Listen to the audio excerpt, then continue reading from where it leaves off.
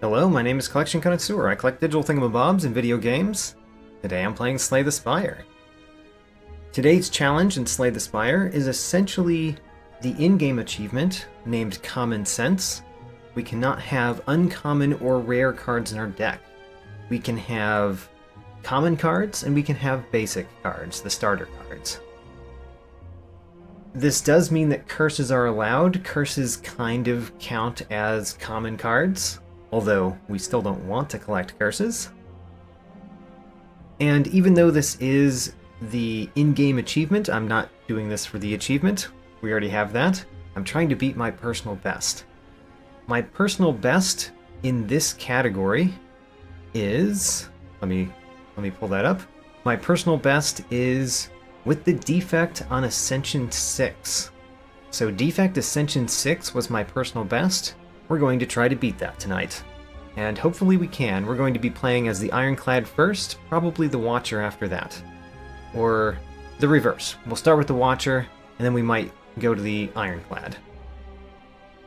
This is just a smidge. Just a very small smidge more challenging than the actual achievement in the game, because I'm not allowing myself to have uncommon or rare cards at any time during the run in my deck. The in-game achievement only looks at your final deck. That doesn't really change much. We're still going to be doing the same thing as you would do for the achievement. Let's start. And I'm going to start with the Watcher. And I think going all the way to Ascension 9 is perfectly fine. It might be hard, but we're going to try to go 3 Ascension levels better than my personal best. Let's see how we do.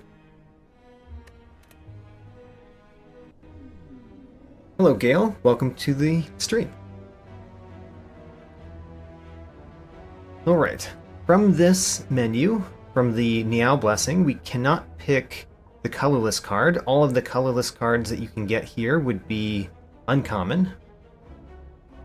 We could get the rare or a random common relic. We could also get a random rare relic.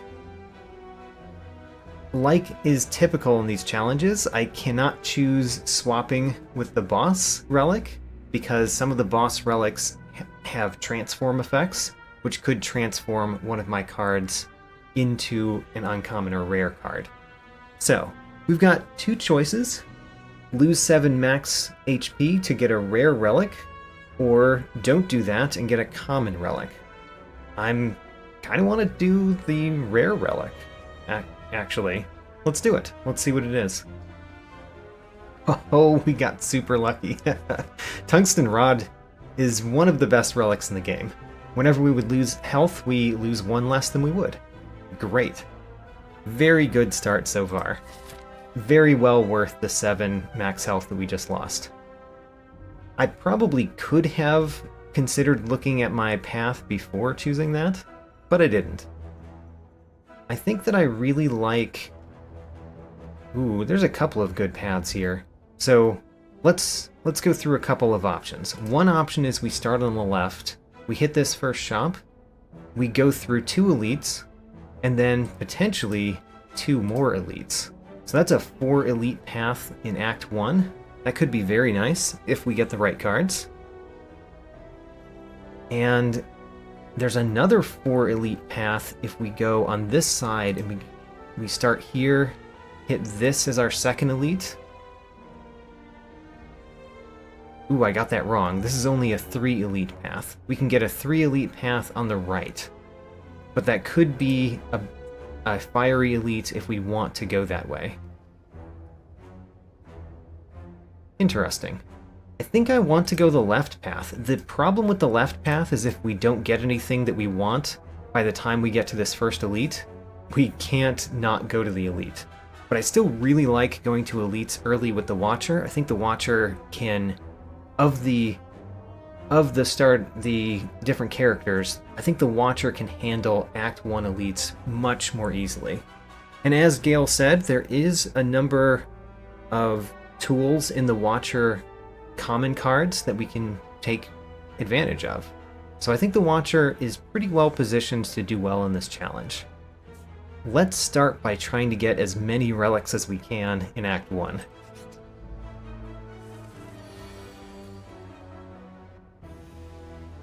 First battle, I kind of think turn 1, we want to do Vigilance Defend. We could do Defend, Defend, Strike, but I don't think that really puts us in a better case than Vigilance Defend.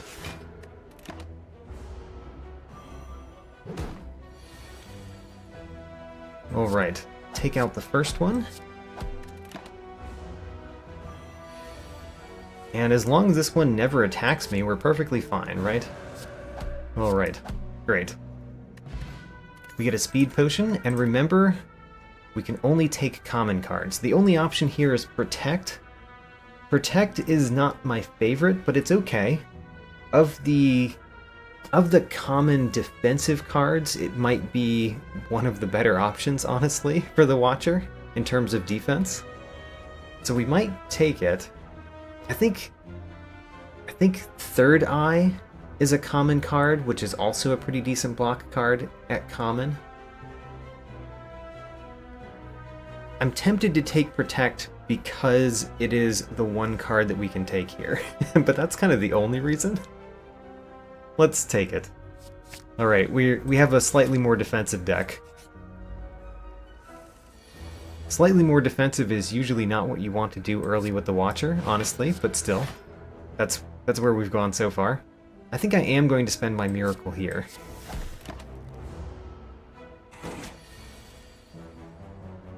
Eruption with only defense.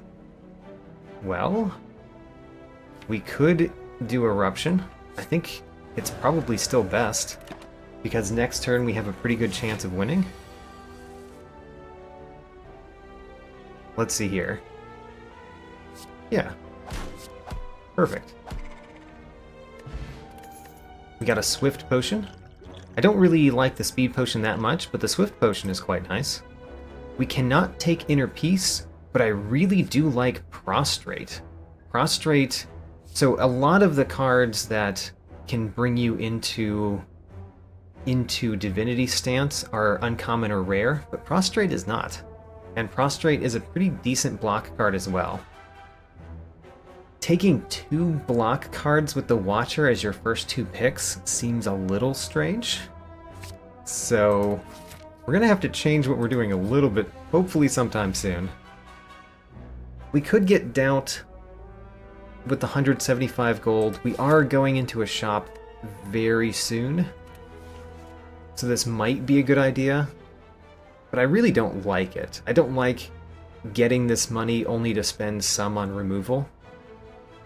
I think this is going to be one of the few times that I do take the deal, though. So, Serpent, I agree with you this time, but I do have Doubt.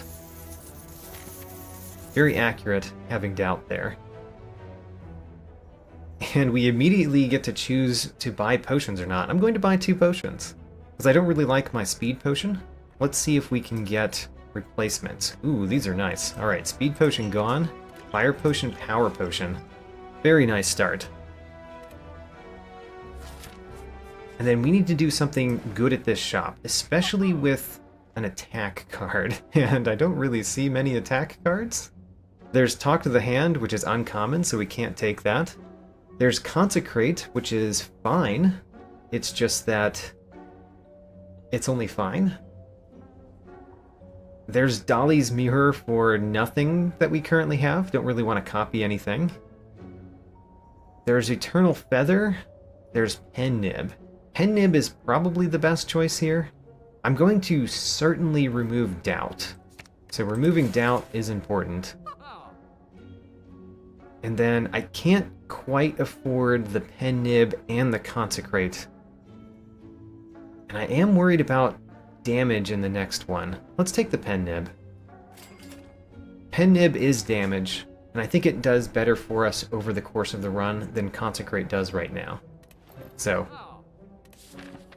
let's go even more towards the risk. I am going very risky here. Okay, we've got the Gremlin Knob. Gremlin Knob, we might use the Swift Potion and or the Fire Potion in this battle, but otherwise the Gremlin Knob is not a bad one to see.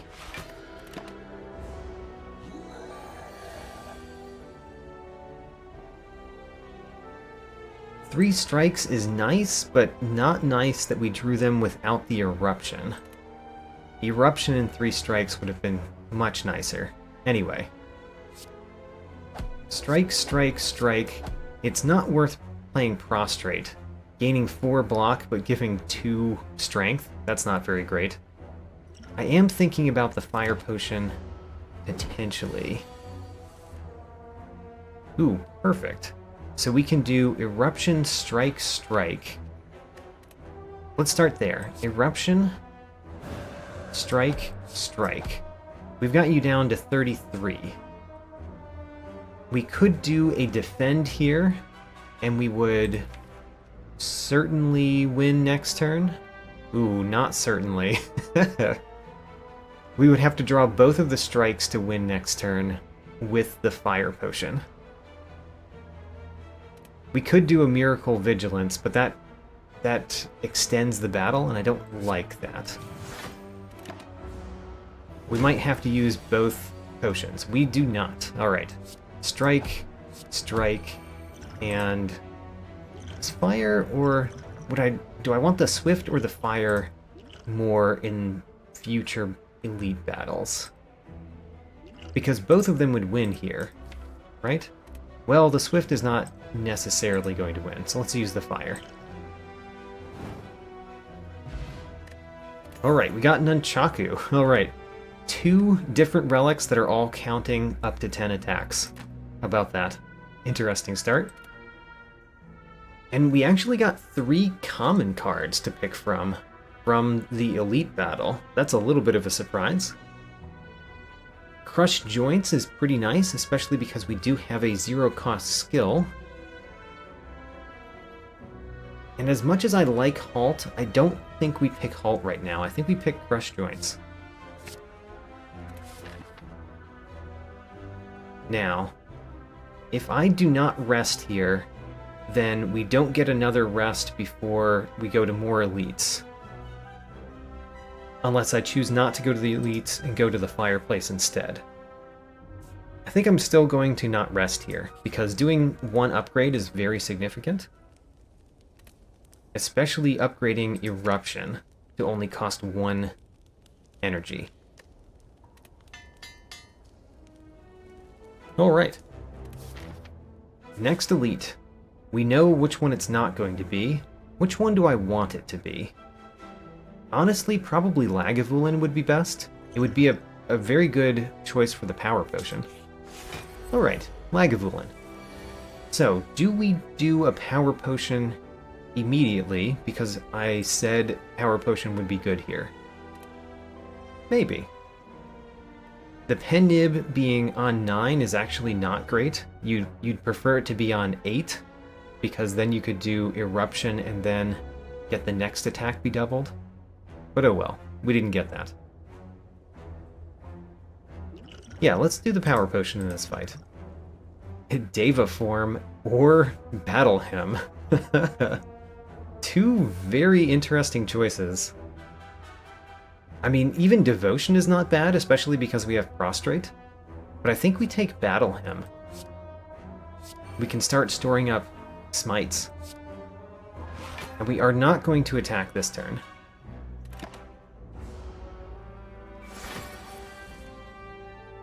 Do we attack this turn? Because we know that Vigilance is in the next hand. And we could Eruption, Smite, and Strike, and even Miracle Strike again. Seems pretty nice. Let's do it. So, Eruption, Smite, Strike, Miracle, Strike. So there's the Vigilance, which is very good to see. We even have another Eruption and a Crushed Joints and a Smite. Can we win this turn? Smite is 24 damage. Crushed Joints is 16. So together those are 40. Oh my, we win. Alright. Easy battle. We got Bronze Scales, which is actually pretty good against the 3rd elite that we haven't seen yet. And a Flex Potion. Flex Potion is also very good for elite hunting. And we cannot take any of these because they're all uncommon.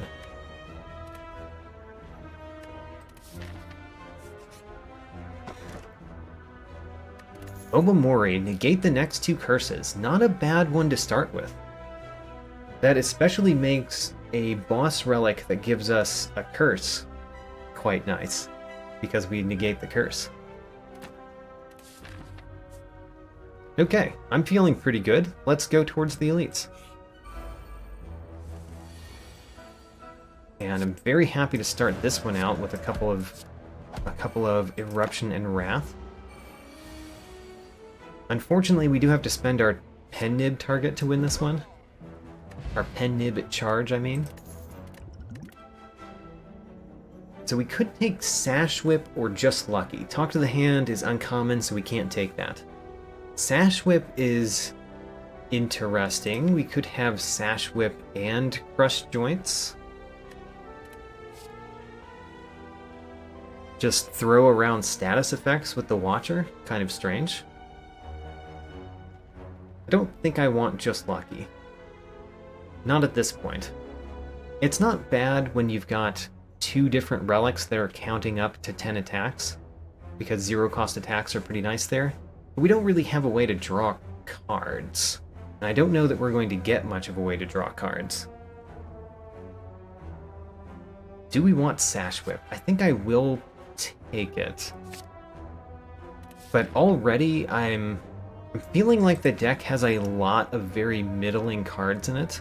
I consider Protect, Crushed Joints, and Sash Whip to be kind of middling. Crushed Joints is probably a little bit stronger. But all 3 of those I consider to be kind of middling picks, and we've made all of them. We've made 1 pick so far that I feel very good about. Okay, so we can actually knock off one of the artifact charges because we drew Sash Whip. We could do Eruption, Sash Whip, and Strike. That would do... what is that? 25... 37 damage?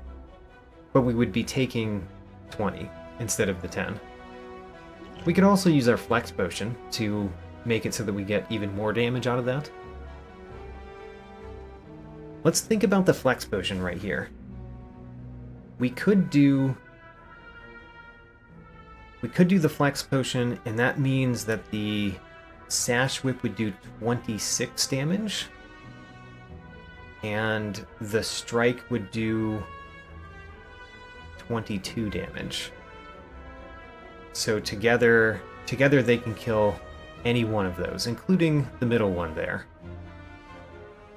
Let's do it. Being in Wrath stance on the second turn is not great, but we do have Swift Potion to throw around. So let's do it. I'm going to Eruption on this one, and then... Ooh, forgot my Flex Potion. Whoops. That was almost extremely poor.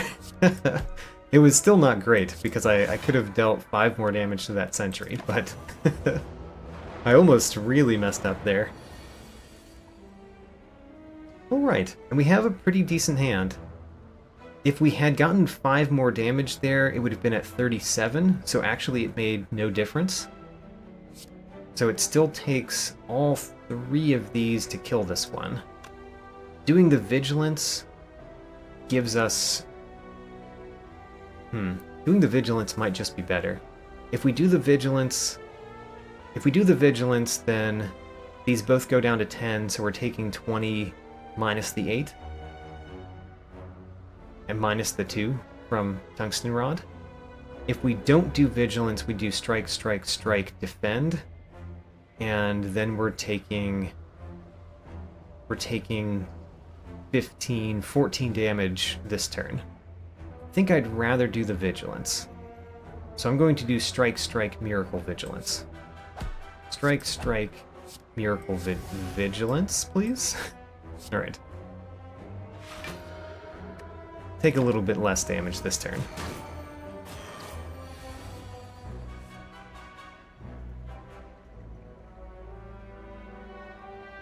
So Gale is wondering about very good cards, and I think you've hit on a couple. So Cut Through Fate is probably one of my favorite common Watcher cards, which is also why I put it in the thumbnail for this particular stream. I've noticed that when I put things in thumbnails, I often get those during the run. So maybe by putting Cut Through Fate in the thumbnail, we'll see lots of Cut Through Fates this run, which would be great.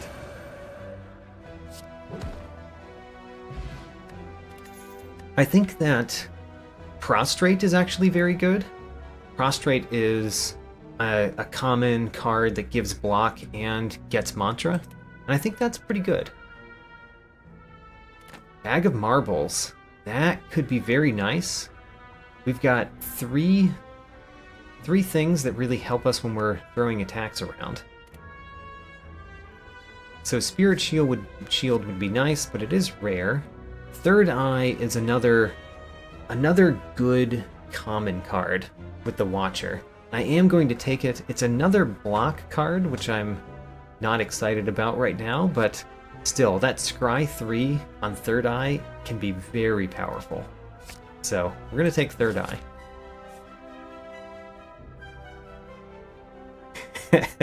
Yes. So Gale, you are correct. Pressure points was the other thing I was thinking of.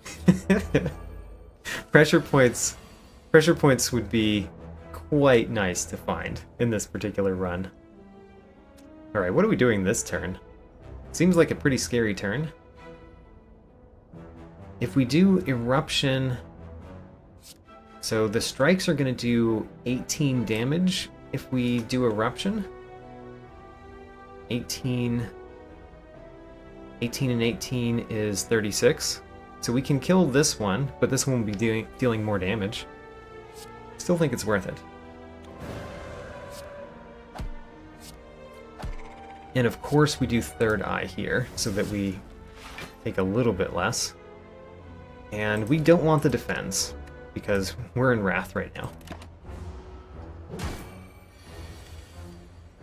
Alright, Crush Joints, Strike, done. We are down to 18 health, which is not great for us.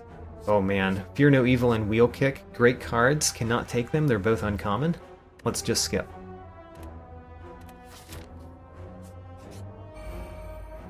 You could be very dangerous to me, actually. Of all of the ones to see, you could be dangerous. Vigilance, Third Eye. Let's not take this Defend, but take the Strike and the Sash Whip, I think. Actually, let's not take the Strike. I'm thinking that next turn, if we draw Eruption, we're going to be the best we could be, probably. And we didn't get it. We do get Prostrate, we can play Protect this turn. Do we play the Sash Whip? I mean, we're going to play the Sash Whip. The question is whether we use the weakness of the Sash Whip. I think that's completely pointless because we're going to play Protect.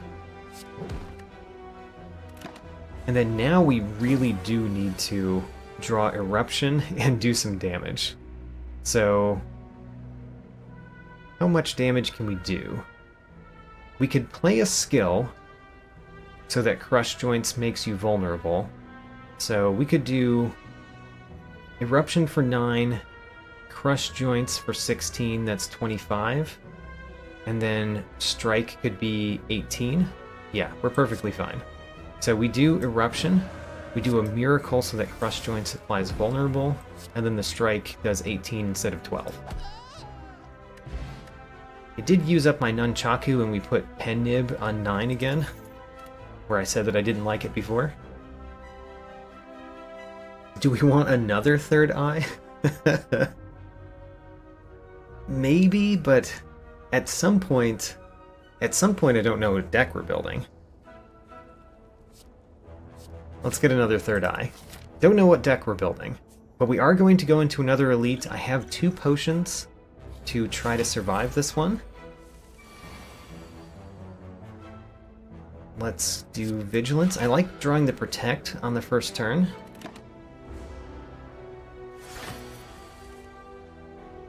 There's Eruption. The problem with playing Eruption this turn is that we can't get out of Wrath next turn.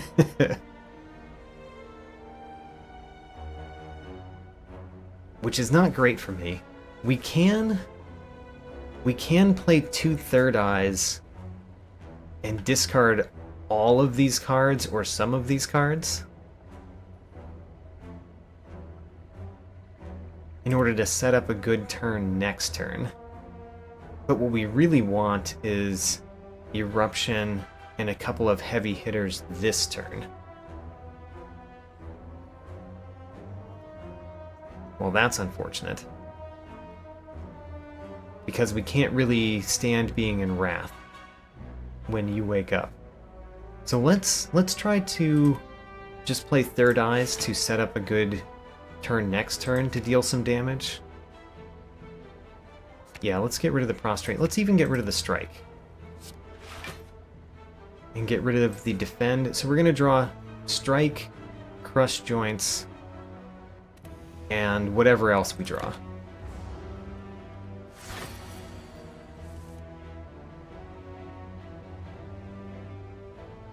Okay, so we can Crush Joints, Strike, Strike, and that's fine. It might be good to play Third Eye to see what we're drawing next turn. Let's do that. Third Eye, see what we're drawing next turn. Let's not draw the Defender Strike. The Eruption, as long as it comes with Vigilance, is good. Alright, let's get this show on the road. We've got to hit him at some point, even if it's not for much. Alright, we got Eruption and Vigilance in the same hand. That is what I wanted. One of the things that I wanted. So, Eruption, Strike, Vigilance, Prostrate, and Defend. We take... how much? We take 2 damage. Not great when we're only when we're only at 18. So Sash Whip can apply weakness. So Third Eye, and Sash Whip would be good, except that we don't get the weakness with Sash Whip if we do it that way. What about Third Eye and Protect? We really want to draw Eruption next turn. Let's get rid of the Vigilance and the Defend. Keep the Crush Joints.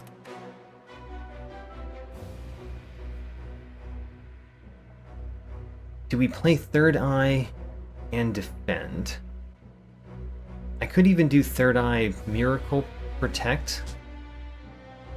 Protect would block as much as we can. Third Eye can guarantee that we get Eruption next turn. Let's play the Third Eye. So guaranteeing Eruption is discarding all of these, which is not great, because we want those with the Eruption. I think I will discard 2 strikes, because the Eruption next turn is very important. Maybe we plan to play Swift Strike next turn. In that case, we draw all of these. Okay. And then let's defend and take no damage.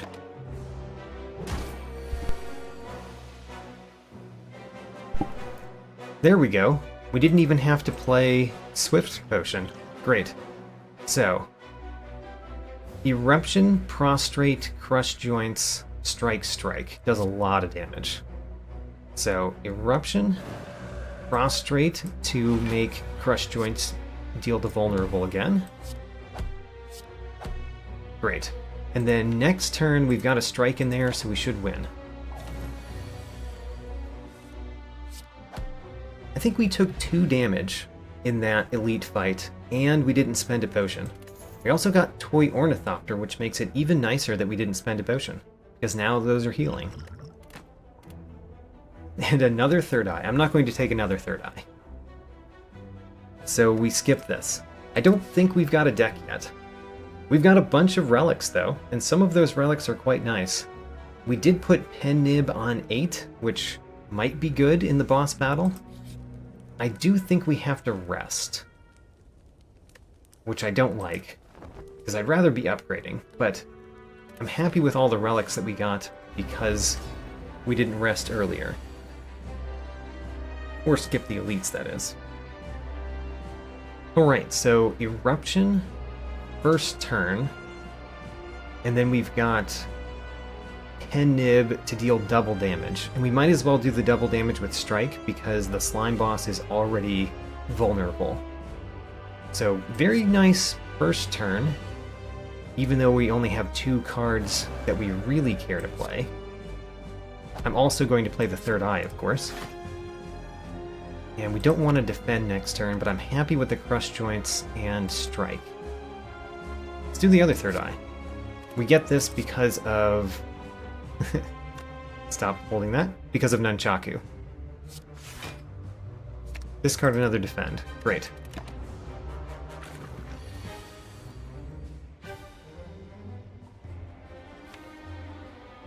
So we're definitely playing Crush Joints. Let's play Crush Joints first.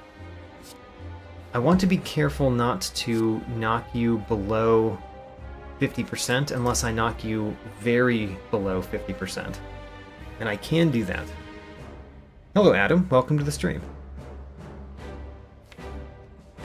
Next turn we've got Vigilance. Yeah, let's hit you as hard as we can. 49 smaller slimes. I'll take that. And how much damage can we deal you? Because a Sash Whip and 2 strikes is a fair amount of damage. 12, 24, 40. 40 damage. Makes 2 9 slimes. I like that. Let's do it.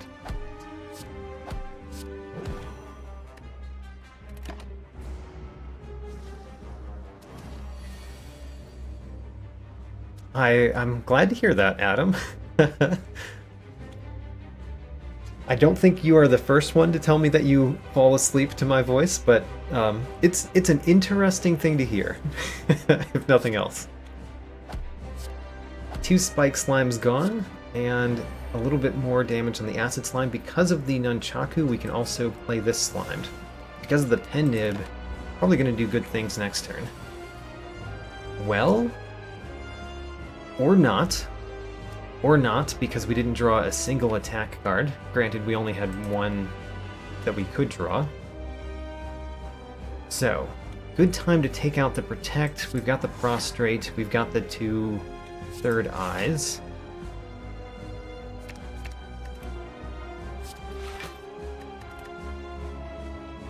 So, if we defend, we take some damage, or we could do Miracle Protect and take significantly less. Great. The Crush Joints does a lot of damage. It does split you, which is what we want. And then we want attacks next turn. So let's get rid of those 2 so that we can get attacks next turn. Alright. Did we get hit at all? We did get hit a little bit in that one, but so far we've done very well in Act 1. I think that says more about the Watcher than it says about what we've done building the deck so far. And this little yellow pack of cards is a very ugly color yellow, so we're just going to skip those. I could take the Velvet Choker. We cannot play more than 6 cards per turn if we do that. The thing is, we don't have a way to draw cards. And I'm trying to think of the different ways that the Watcher can draw cards, and if any of them are common. I can't think of one that's common offhand. Oh, Adam, no worries. I am not uncomfortable. I can't think of anything that the Watcher has that draws cards that is common. And that makes me think that we should take Velvet Choker because we won't be able to play 6 cards per turn anyway. simply because we can't draw more cards. And therefore it's just good. The ectoplasm, we could no longer gain gold. Don't really like that. And then empty cage, I do like all the time. Remove 2 cards from the deck. We could remove strikes and defense. Especially defense, because we have a lot better defense than defends now. So Gale says Cut Through Fate is a good example, and it is. I guess I was thinking about cards that draw more than one. And you're right, the Velvet Choker still affects things that draw one card, like Cut Through Fate.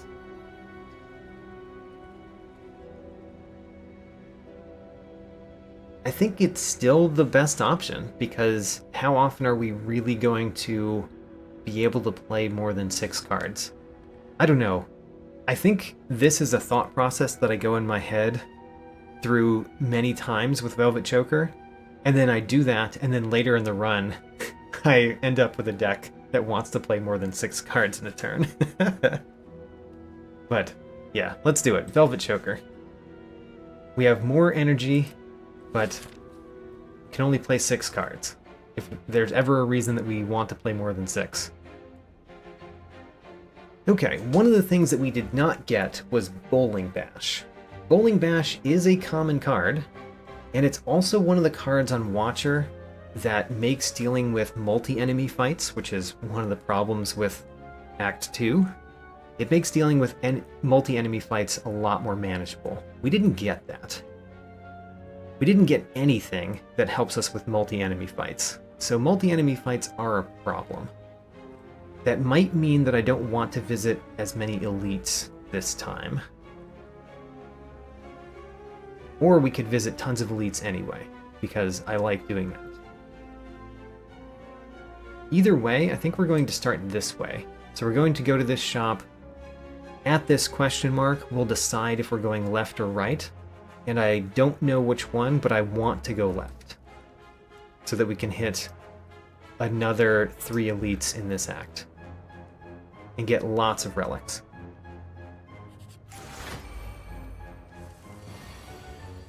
Okay, one of the problems I usually have with the Shelled Parasite and the Watcher is not having enough defense. And this is one of the times that I've built my deck in such a way that that's not a problem. I'm playing the Strike here to get the Pen Nib and the Nunchaku to go up.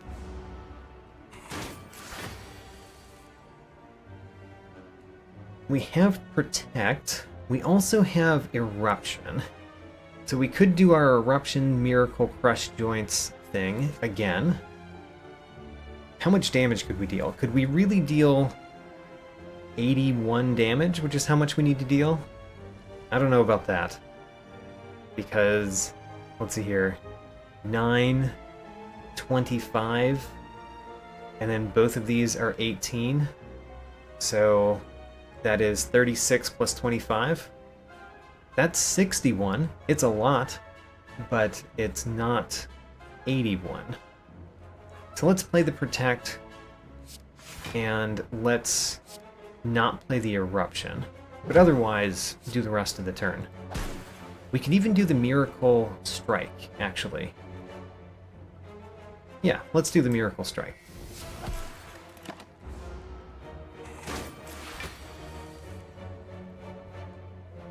How about that? We can play Sash Whip for the weakness. Don't mind that. And then strike Third Eye, Third Eye. I guess we'll discard that Defend so that we can shuffle our deck.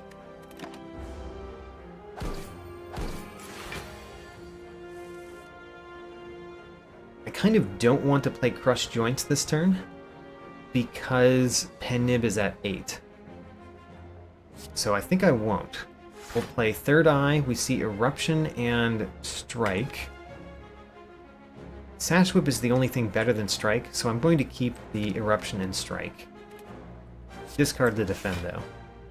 I'll keep those. Great. So now we can do Eruption, and the Strike will be doubled, which is pretty good. Plus we can go back into Calm with Vigilance if we needed to. which we do need to. Granted. We didn't quite win that turn. We got close, but we didn't quite win.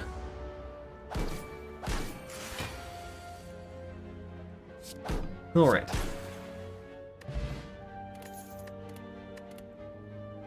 Hey, there's Cut Through Fate. Alright, we got our first Cut Through Fate. I like it. Let's take it. I'll take it over Halt. Still don't mind a Halt, but I'd rather have Cut Through Fate.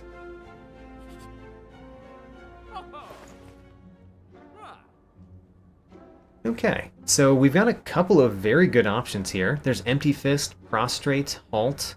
There is the Preserved Insect to make elites more easy to manage. I don't think I care much about the Regal Pillow or the Strange Spoon.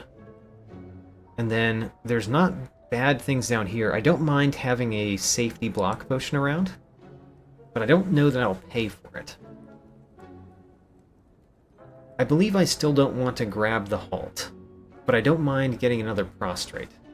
So let's do Empty Fist, Prostrate, Preserved Insect. And then we're done. Alright. Pretty good shop. I liked that shop. We got 2 attacks that I really wanted to find.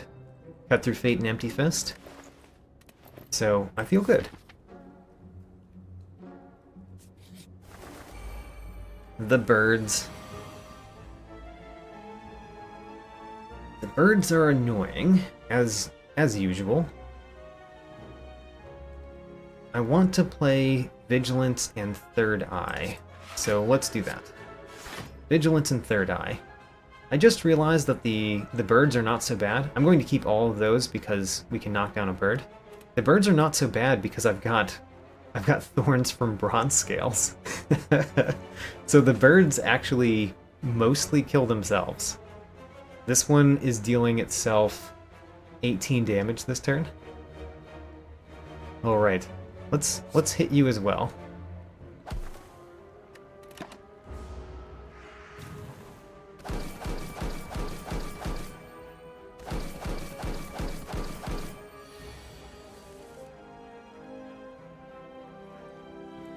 Okay, so we want to knock down the left bird, and then, you know,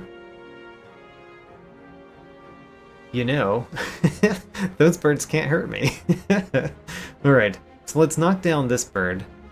I think what we want to do there is do Prostrate, Crush Joints, Sash Whip, and then we don't actually want to knock down the bird anymore, because now it doesn't do me any damage.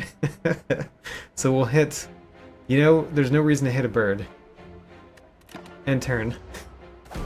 Let the birds hit me.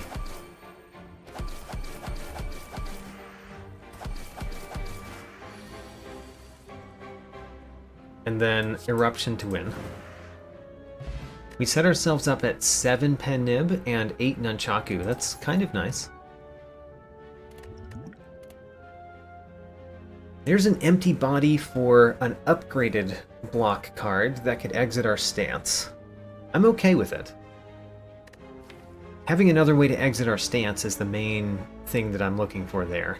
The fact that it's another block card is not what I'm looking for, but I'll take it.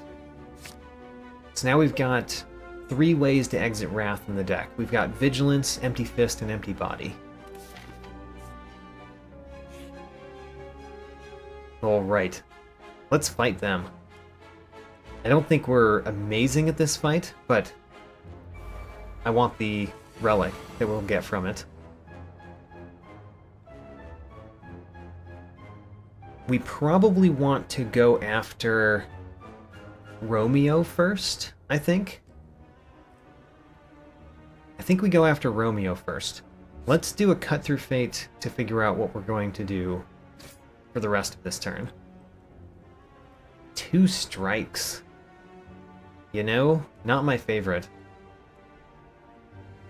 I'm going to play one of them this turn, and we're going to discard the other one. Now we've got a Prostrate, we've got a Vigilance, and a Third Eye.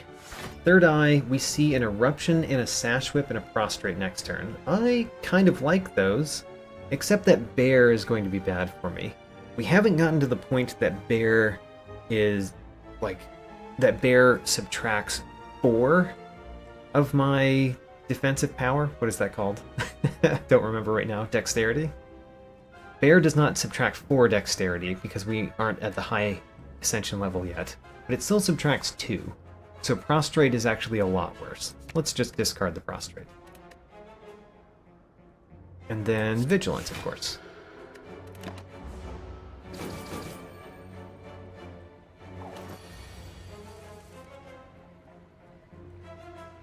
Alright, I see some good stuff.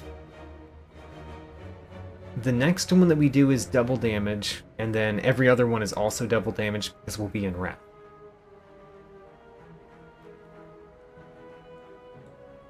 I want to kill Romeo. I kind of also want to kill Pointy, if we can. But Pointy is the least important. It's just that Bear has too much health. So I guess we do Eruption and Empty Fist on Pointy, and the rest on... Actually, we could do Crush Joints on Bear. If we did Crush Joints on Bear, then Empty Fist will do 27 damage. 27, which means we could kill Bear this turn. We would take a little bit more damage from Pointy, but we could kill Bear. Interesting. Let me think about whether I want to do that. I probably do. Alright, so Eruption first. Then we do Miracle. We've got 5. We don't need to do Miracle. We could do the Defend. Crush Joints on Bear. Sash Whip on Romeo. And then Empty Fist on Bear. Great. And we're taking... how much? We're taking... 7? 7 damage. Not too bad.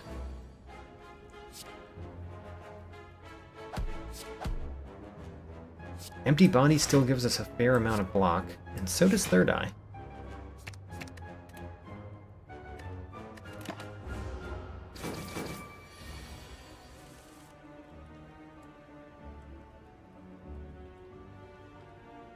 I thought that Pointy comments on Romeo dying. I thought it's Pointy comments on Romeo, and they both comment on Bear, or Pointy, or Romeo comments on Bear. Did I remember that wrong? Either way, they give you a special text if you do them in the opposite order as their health. All right, we get the red mask.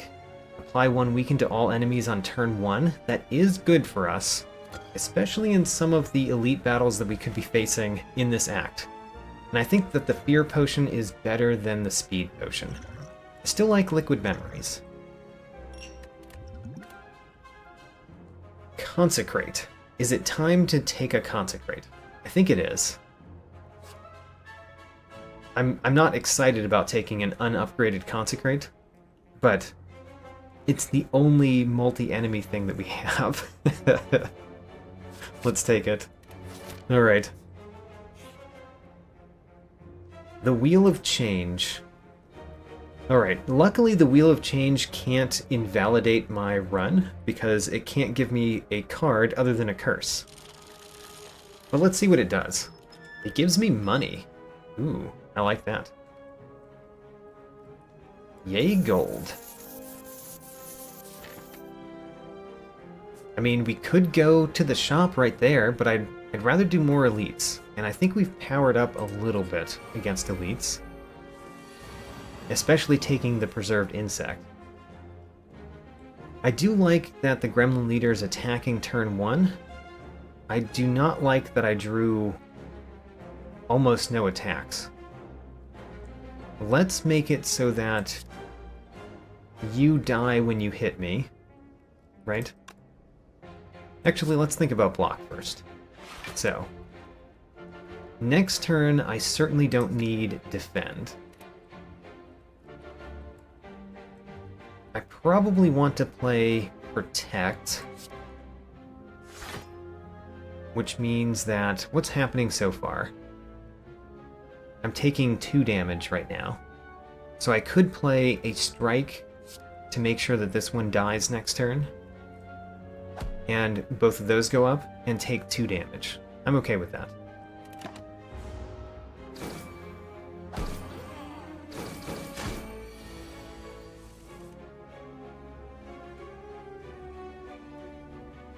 What do we do here? I mean, we can Sash Whip you. I guess we do Sash Whip and then Third Eye or Vigilance. Vigilance and Strike.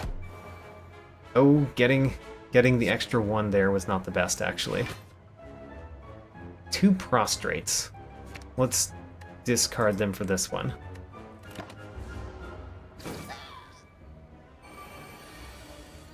Okay, we need to start defeating enemies more reliably. That's what I think. Defeat enemies more reliably. Let's hit the Mad Gremlin with Eruption. And then the Cut Through Fate takes out the Sneaky Gremlin pretty easily. There's a Consecrate. Let's draw the Consecrate this turn. And I think that we don't exit Wrath this turn, so I'm not going to play Empty Fist. We're going to play Consecrate and Strike. Stay in Wrath. This will be very scary if he attacks, which he did. He did attack, so that makes this very scary. But we can play Crush Joints to add Vulnerable. So let's figure out how much damage we're dealing. So that would be 16 plus these two will be 36 together. So 36 plus 18 is 54. 54 plus the 16 is 70 damage. 70 damage is just barely not enough, which means if we do a Fear Potion, we win this turn. Now let's see if I actually did all of that correctly. So, did I need the Fear Potion? Maybe I miscounted. No, I think I did that correctly. Blue Candle. Not very valuable, especially when we have an Omamori that's still at 2 charges. So Blue Candle will probably do nothing for us. We could have another Crush Joints. I really don't want to take it when it's not upgraded at this point, so I'm going to skip. And I don't really want another Sash Whip either, unupgraded. We need to upgrade our deck more.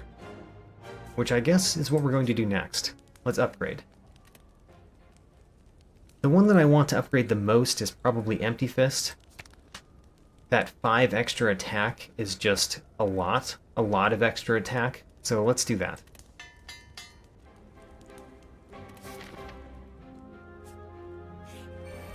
Alright, the Book of Stabbing. I think we will do fine against the Book of Stabbing. I certainly want to play Vigilance here, Consecrate. At least we'll be dealing damage with the Thorns a fair amount.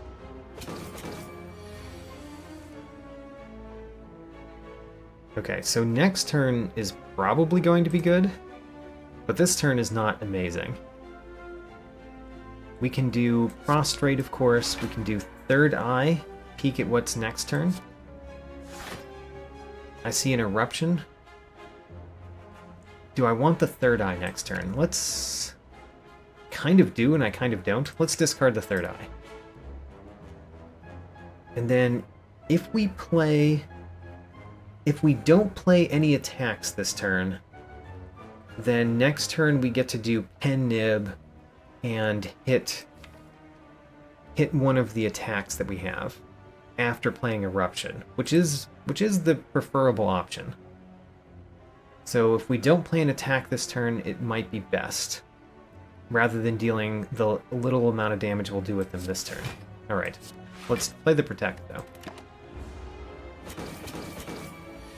Okay, 24 damage, which means once we go into Wrath, this will be our entire life total.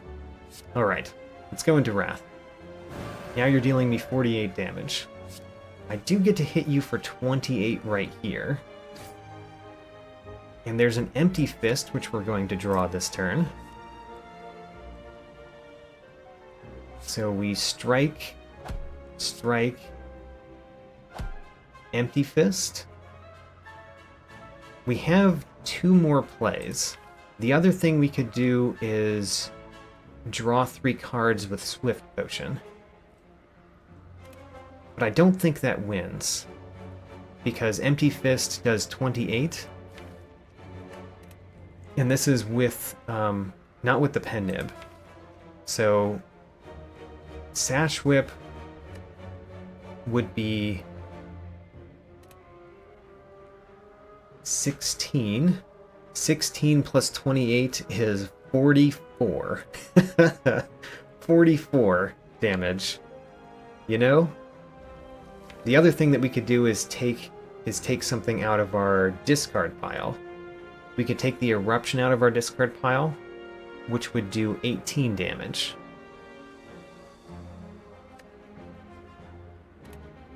If we did 18 plus 28, then we win.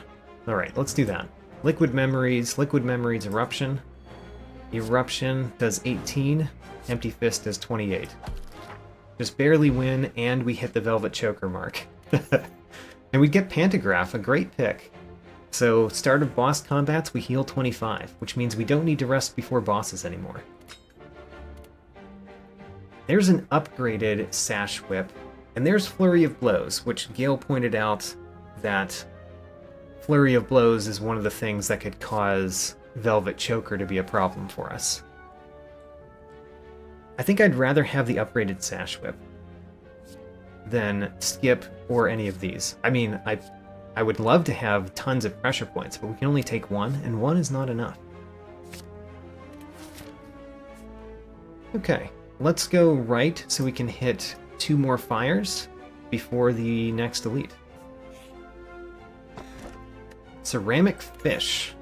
Whenever you add a card to your deck, gain 9 gold. Probably one of the weaker relics in the game, I think. Ceramic Fish is pretty weak. We could take this Sapphire Key instead. This might be a deck that we could do well against the Heart. And maybe we'd prefer to take Sapphire Key so that we could take a relic in Act 3. Sure, I'm going to do that. Sapphire Key above Ceramic Fish.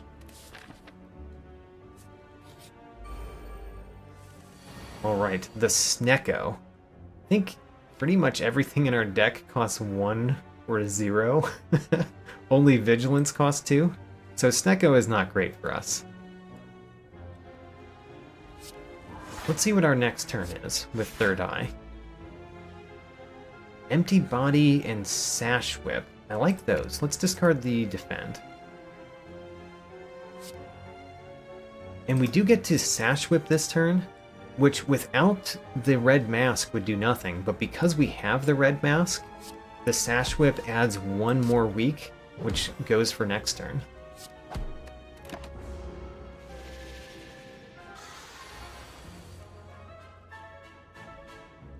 That's unfortunate. So we could Sash Whip to continue the weakness, or we could play one of our defensive cards. I guess we could do Sash Whip, Miracle, Third Eye. I think I'm going to do that. Sash Whip, Miracle, Third Eye. We are going to take the Vigilance. Vigilance is one of the best cards in the Snecko fight, because it costs 2, normally. Crush Joints, and Vigilance, and Prostrate? I guess we could do Crush Joints, Vigilance, and Protect. That's pretty nice. Do I want to play the Crush Joints? Because next turn we could do Eruption and then double something else.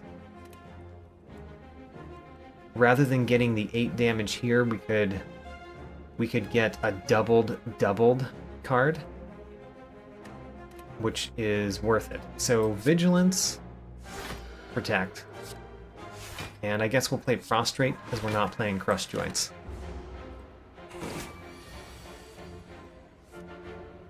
Oh, the Empty Fist is so expensive. Alright.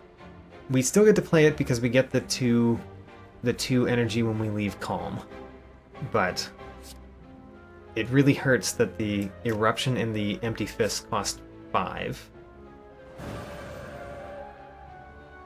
So the Empty Fist would do 56 damage, but exit our stance. Or we could stay in the stance and do Cut Through Fate and hope to get another attack card. Let's do that. Let's hope the strike doesn't cost much. It costs 0. Great. That means we can win. Flying Sleeves. Even upgraded, I don't think I'm going to take it this time. Flying Sleeves is good for saving when you go into Wrath. But I don't think I'm going to take it this time. Rushdown and Sands of Time are both uncommon, so we can't take those. Let's upgrade another card. I think the thing that I want to upgrade the most, that I've been most sad that's not upgraded, is Crush Joints, because the upgraded one gives 2 vulnerable, so we get to use the vulnerable next turn as well as this turn. So I'm going to do that one. Crush Joints upgraded. The Snake Plant. Snake Plant is always annoying. We do have Sash Whip. We could do Third Eye Crush Joint Sash Whip. Extend both your vulnerable and your weakness for a couple of turns. I like that. So, Third Eye. Let's discard these two. Keep the Empty Fist. Crush Joints give you vulnerable for more turns. Sash Whip give you weakness for more turns. Great. And then another Third Eye. Discard those two. Who wants those? I could do Miracle Sash Whip, but I don't see the point.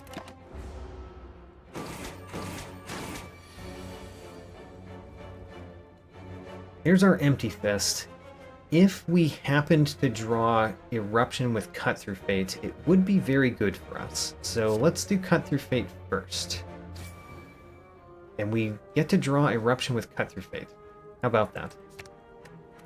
So now we have to do our calculations again. We don't really need to, because it's good whether or not we win this turn. Alright, let's do it. We did win, though. Alright. I don't think I want an unupgraded Empty Body, so let's skip that. The other two are rare and uncommon, so we can't take them.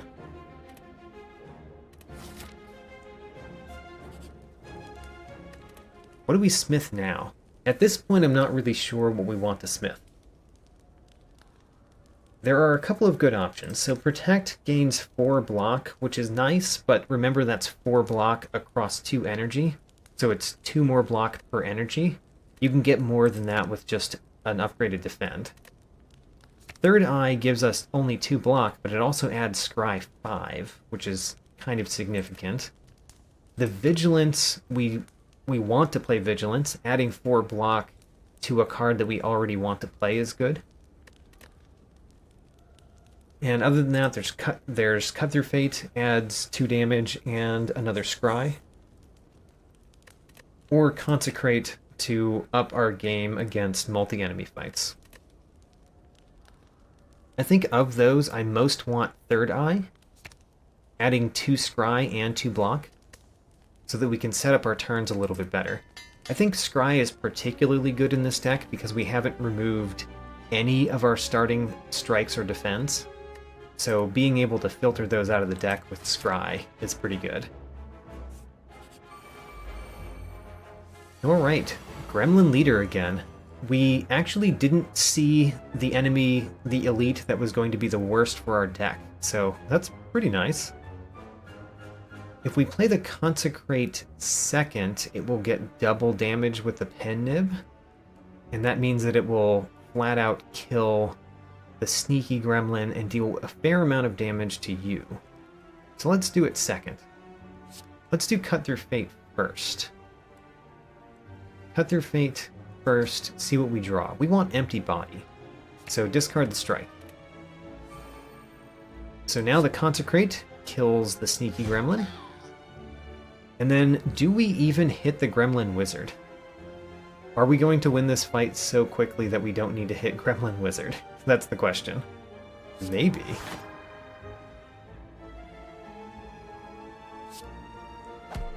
We only need to do 65 more damage to the Gremlin Leader? Yeah, sure. You know what? Don't kill Gremlin Wizard. Who cares?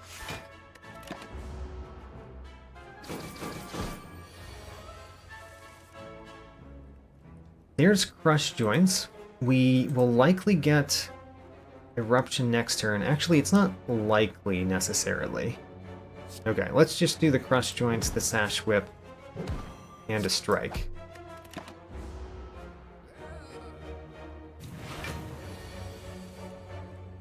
There's Eruption. Alright, Eruption Sash Whip. And Gremlin Wizard, even though you're dealing 68 damage, run away. Run. I'm too scary. Demaru, at the start of our turn, gain 1 mantra. With 2 prostrates in the deck? We have 2 of them, yeah? Yes, we do have 2 prostrates in the deck. That means we could actually get into Divinity Stance sometime, which would be nice. Especially if we upgrade those prostrates soon. Follow-up. I don't think we care. I don't think we care about follow-up, actually. Can't take Ragnarok. Don't really care about the Crescendo. So let's just move on. And shall we upgrade Prostrate? Now that we know that Mantra could be a thing in this deck? We could gain more Mantra with our Prostrates. Now that we have Demaru. Because with Demaru and 2 Prostrates, with them not upgraded, we probably have to play both Prostrates twice. With them upgraded, we only have to play them each once or one of them twice to go into Divinity Stance. Is Divinity Stance going to be a thing in this deck? I don't know. We actually have a fairly defensive deck, so maybe. I'm going to upgrade this speculatively. And then I'm going to worry about the next battle, because the next battle can kill us, honestly. Honestly, this could kill us. So, we could do Strike, Sash, Whip, Vigilance. That would put us at 9 on the Pen Nib. But I don't know how much we care about setting up the Pen Nib at the beginning of the battle, so I'm not going to worry about that. Let's do it. Strike, Sash Whip, Vigilance. We took 1 damage. I should have thought about the 1 damage that we were taking there, but I didn't. So there's our upgraded Prostrate. I want to do Eruption and Cut Through Fate. We are going to play the Empty Body. So let's start with Eruption, Cut Through Fate. We could get the Consecrate, sure. Better this turn than the next turn, I guess. And we only have 4 more plays because of the Velvet Choker. Is one of those going to be Consecrate? One of those is going to be Prostrate. One of those is going to be Empty Body. I think we're not playing Protect this turn. So we're playing Third Eye and Empty Body and Consecrate. Okay, let's do it. Our next turn. The likelihood that he's attacking next turn is very low. So... Ooh. That prostrate will not put us into divinity stance. So maybe we don't want that one. Maybe we do this. Discard those 3.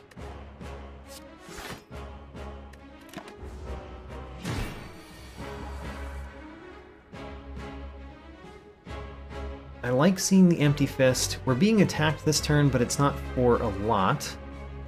It's probably a good turn to actually play our Protect, because we're still frail. So how about Crush Joints, Sash Whip to extend the weakness, Empty Fist to deal damage, and then Miracle Protect. I've been thinking about whether we want to keep the Miracle for the latter part of this fight, and I just don't know. I think it's kind of good anytime.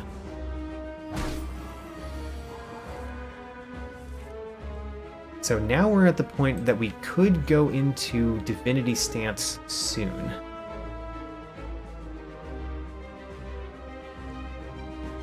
Welcome, Billy Goldrick, to the stream. I do not have the Slay the Spire board game. I've never played it. I actually haven't even seen videos of people play it either, so I know nothing.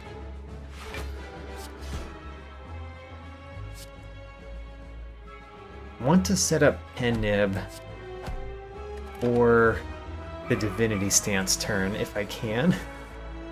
It's just that we don't know when the Divinity Stance turn is going to happen.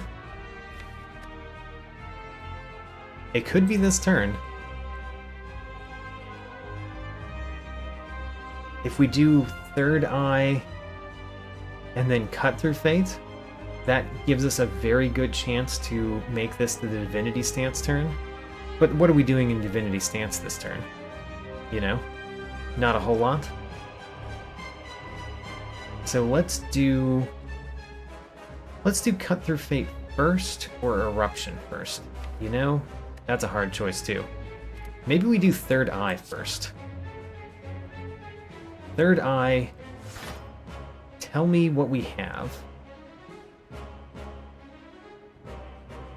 We have an Empty Fist that we could draw through the Cut Through Fate. But I'm kind of interested in gaining block somehow. And we've got the Prostrate to put us into Divinity Stance the following turn. So what if we draw Empty Fist this turn, and we draw Prostrate and Attacks the following turn?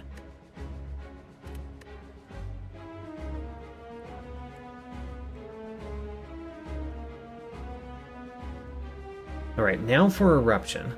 We can play all of our cards, even the card that we draw, so no problems there.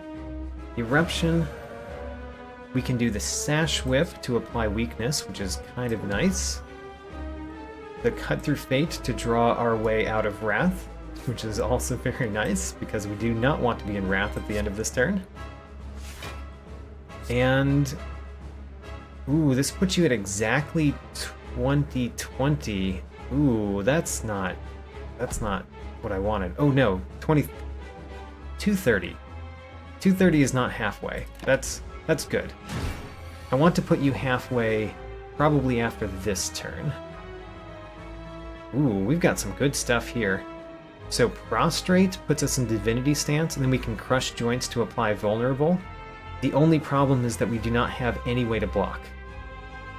Which, I mean, we could draw stuff with Swift Potion, but probably we'll leave the blocking for next turn. Prostrate. Now we're in Divinity. We can do Crush Joints, apply 2 Vulnerable. Sash Whip to keep the weak going. Strike, Strike. And even if we drew more cards, we could only play one of them. So let's not draw cards. Okay, so this turn is not a problem, but the following turn is a huge problem. In fact, I think we play Swift Potion this turn, of all turns, because we need something like Third Eye, or attacks for this turn. Oh no. I'm worried about this. At least we got Protect and Third Eye, but I'm worried.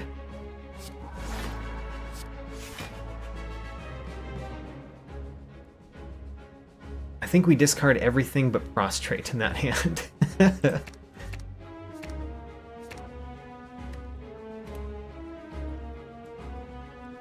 We've got the Protect for next turn, but I think we could very easily die next turn.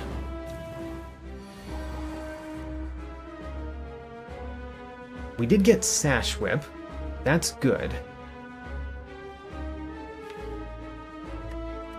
So I think we start with Cut Through Fate. Cut Through Fate. There's a Vigilance. Don't mind drawing the Vigilance this turn. Then there's Sash Whip. So now we're only taking 42 damage, which is more than our health.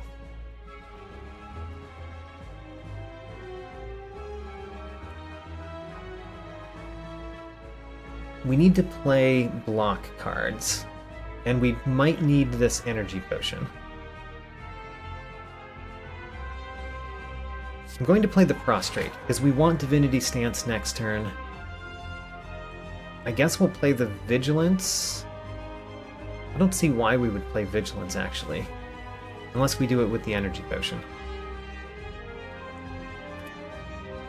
Actually, we could play Vigilance, Empty Fist, Protect. Without using our energy potion. Vigilance, Empty Fist, Protect.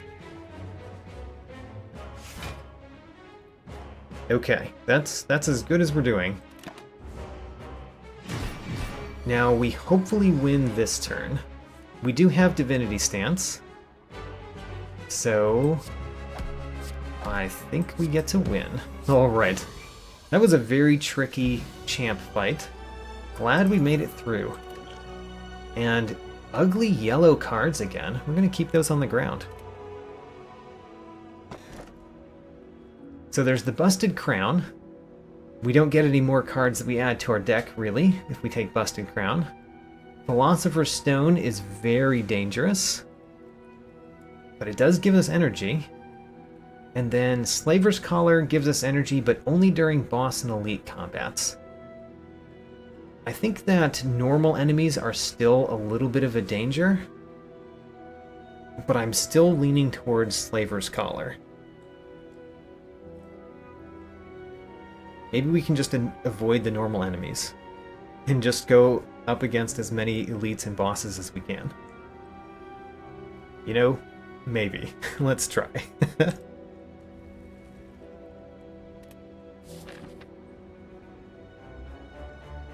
Oh, and Rebecca, welcome to the stream. I don't think I called you out yet. Welcome. So if I wanted to go to Act 4, I would have to go there. Which does not require us to go on the right path. But the right path has the most question marks. And therefore maybe the least normal enemies.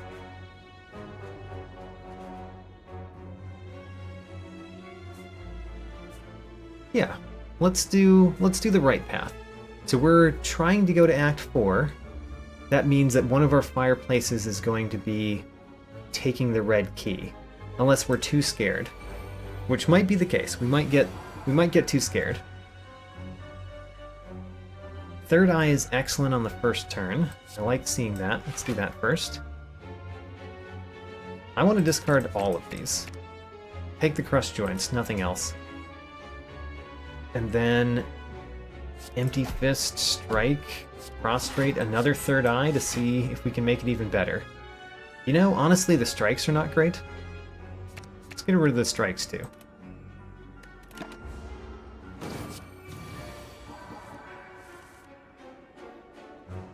Okay, we got our Crushed Joints with a Cut Through Fate. What we don't have is a whole lot of block. And Eruption doesn't help with that. The Sash Whip kind of does. But only kind of, because if we play the Sash Whip, we can't play one of these two. We're going to play Protect. Are we going to play Sash Whip instead of Defend? I think the answer is yes. Oh, the Nunchaku. How about that? That means we can play the defend. Let's do it. Just use our Velvet Choker again. And this turn we should get to win? Yes. Wonderful. We've got a ton of money, by the way. Do we want another Empty Fist? Note it's unupgraded. I don't think so. I don't think I want another upgraded Sash Whip either. I would put it in place of my unupgraded one, but I don't think I want it in addition to the unupgraded one. So let's skip. And Eric, welcome to the stream. Ooh, dangerous fight. We do have a smoke bomb, and we could use it if this fight is not going well.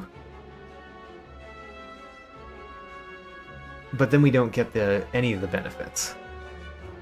And I think if this fight is not going well, then we're still taking a bunch of damage. Yeah, I think we leave. We leave this. We're happy that we did not encounter a normal enemy. Let's take our wins. Our win is that we did not encounter a normal enemy. Bird-faced Urn, but I don't think there's any powers that are common, so Bird-faced Urn does nothing for us. These are all cards that we've seen in card packs and we haven't taken them. Do we want the Hand Drill? It does not help against our boss.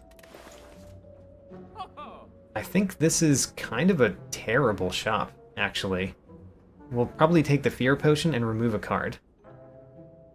Let's do that. I'm going to remove a Defend, because we've gotten a lot of good defensive options. So remove a Defend, and then take the Fear Potion. Alright, well, that was a pretty terrible shop. Let's try to find a better one? I don't know if we are unless we get a random shop in one of these question marks. The Winding Halls. Well, we could heal up with Focus, because we've got Omamori to negate the Writhe. And it's not like Omamori has been doing anything else for us, so yeah, sure. Let's heal up. Use our Omamori charge. Alright, this is something I like to see. So I Am Rich would actually be kind of nice if there was a shop, because we would negate one of the normalities, and then we could remove the other one at a shop. But we don't have a shop. There's no shops coming up. So I Am Rich, I would honestly choose if only I could. How about I Am Awake? Upgrade all cards. We can no longer heal, which means 65 is what we've got. But we would upgrade all of these cards, which is a lot. That's a lot of upgrades. It means our Pantograph doesn't do anything anymore. But that is a lot of upgrades. It's probably better than whatever relic we're going to get. Let's take it. I Am Awake. We can no longer heal. Bam. That's a lot of upgrades. And we got the Mark of the Bloom. I don't know how many people have really see this, but it is a relic that shows up when you choose that particular option.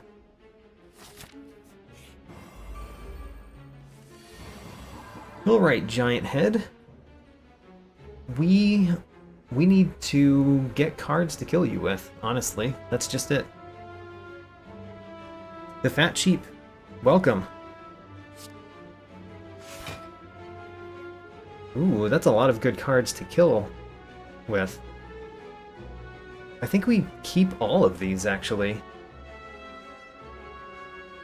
Let's keep all of those. Alright, next turn is going to be a good turn. This turn, all we're doing is really playing a couple more cards and then strike and Sash Whip. Alright.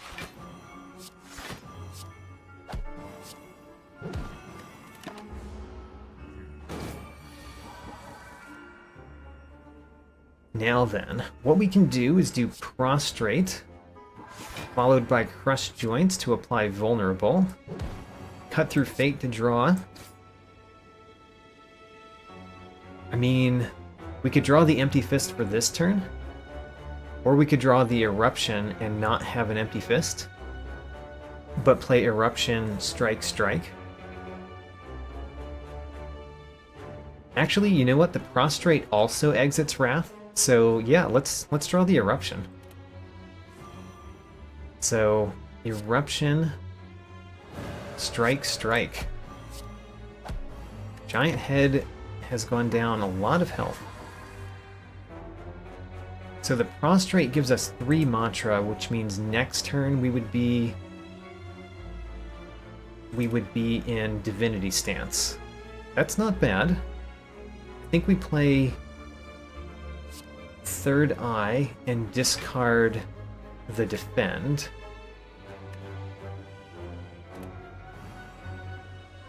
And then Prostrate Vigilance. Alright. So we're in Divinity stance this turn. Ooh, and we drew Crush Joints. Excellent. So 2 vulnerable while we're in Divinity stance. Let's apply some 2 weakness as well. And now we want to do the Prostrate. Let's see, how many cards can we play? Let's do the Protect. Yeah, let's play Protect this turn, just so that we do a little bit more damage. Thinking about it. We could play the Miracle to do a little bit more damage this turn. Let's play the Miracle. And I probably should have played that earlier so we did more damage with the earlier cards, but still. Consecrate and Strike. Okay, great. Oh wait, I should have played the Protect. What am I thinking? I should not have taken damage. Remember, we can't heal. Right, we can't heal. Don't take damage. Very important not to take damage when you can't heal.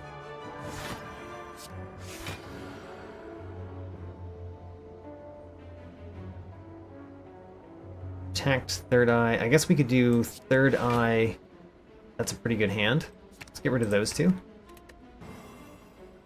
Defend and then Empty Fist.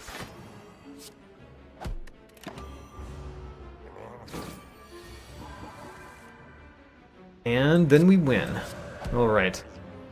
A pretty easy battle. I did not like taking the 4 damage, especially because we did not have to. I made the mistake there. The Gremlin Horn is nice. Gremlin Horn could be very good if we end up facing Snake Lady in this one, so that when we kill her daggers, we get to get an energy and draw a card. There's Halt again. There's Flurry of Blows again. I think we still don't take them. The upgraded Flurry of Blows, though. Is that good when we've got Velvet Choker? Maybe. Maybe is the thing. Alright, let's take the upgraded Flurry of Blows. We can't really do anything here. The rest doesn't heal, so let's just recall.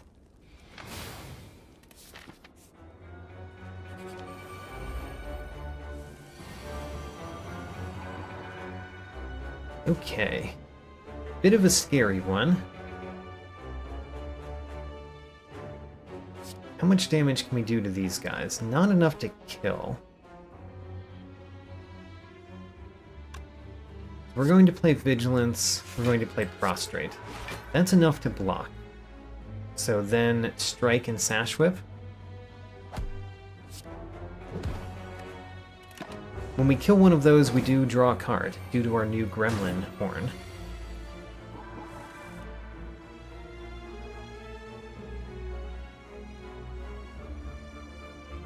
So the Consecrate is a little bit annoying because the Spiker hits the Consecrate, hits us back.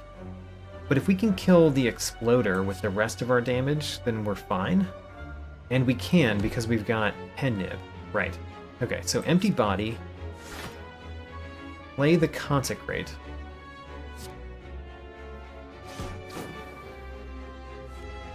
And then... Man, I want to hit the Spiker, but I don't think we should take more damage in this fight. So let's do just the Sash Whip.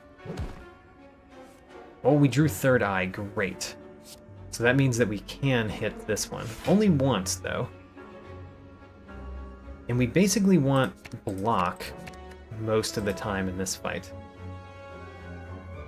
So we can play once more. I guess we play Empty Fist.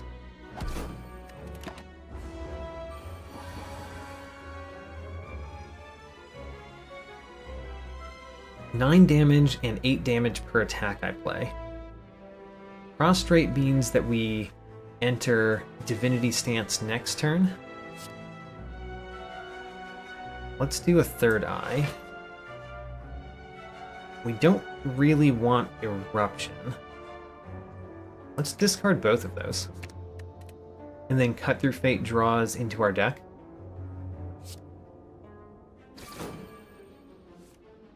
We got a Sash Whip. It's fine. Sash Whip is fine. Unfortunately, we don't get to apply the weakness unless we take 8 damage. So we're not going to.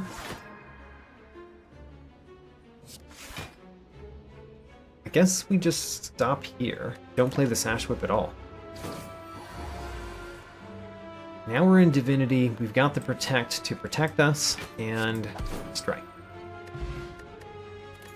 Okay, Gambler's Brew versus Smoke Bomb. You know, the Smoke Bomb is kind of nice to have around, but Gambler's Brew is such a strong potion. I'm going to discard it. Can't take those, they're all uncommon. Okay. We get the boot. We gave up the ceramic fish so that we could end up getting whatever's in this one, and we got the boot. Both of those are pretty underwhelming. Alright, this is a good one for us to see. We can do good things against the Transient. I don't think we'll take damage here. We could do Empty Body, Crush Joints, so we apply more Vulnerable. I like that. And then the Sash Whip to apply more weakness. And then, you know, just a strike.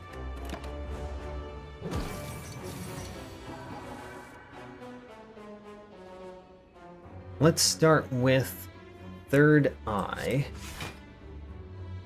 Wow, I kind of don't like those. Let's discard basically all of those. Just keep the strike, I guess. And then we are going to play Empty Fist. We need to get up to 21 block. There we go. 21 block exactly. Where our Eruption has not shown up yet. It's kind of annoying. We do want it to show up in this one. Prostrate means that we're in Divinity Stance next turn, which is probably the worst turn for it because Eruption is next turn. If we don't play the Prostrate, what do we play, though? Well, we do want to play Sash Whip. Let's do Strike... Sash Whip? And then Miracle Protect Vigilance? We even get to play the Flurry of Blows, because we've got one more energy to throw around. Okay, we finally drew Eruption. We could do Eruption and then Prostrate to go into Divinity. Or we could end with Eruption so that we're in Wrath next turn. Start with the Prostrate, end with the Eruption. That way we're in Eruption next turn, which is good because then we probably deal enough damage to prevent the Transient from hitting us next turn. I like it. Prostrate, go into Divinity, and then Cut Through Fate. I like seeing Sash Whips. Do I want the Empty Body next turn? No?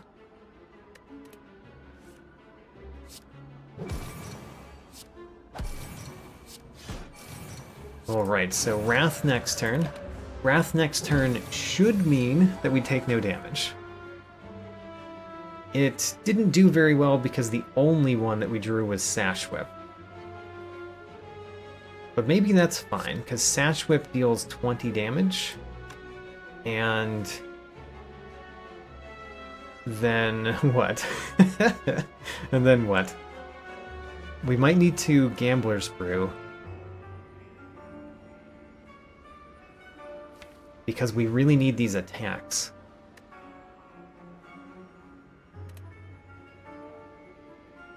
I don't know if we want to get rid of all of these, though, because ending in Calm would be good.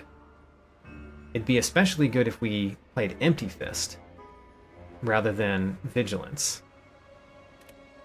Maybe we play a third eye first, to see what we would draw. That's not good. Okay, so what's our next step? we can draw these with Gambler's Brew, but that doesn't seem as valuable as I'd like it to be. Playing the Crushed Joints would be good. But the thing is, we need to play Vigilance to get out of Wrath. We know that this is our deck, which means one thing that we could do is we could discard all 5 of these, and then use Gambler's Brew to discard our entire hand. That would give us most likely Empty Fist, Flurry of Blows, and a Strike.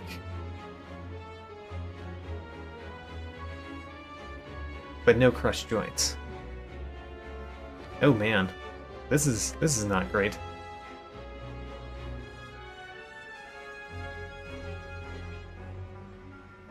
What do we do? Because we can't really afford to take much damage. So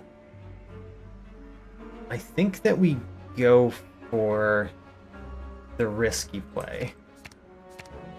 This could kill us, but I think this is maybe our best bet.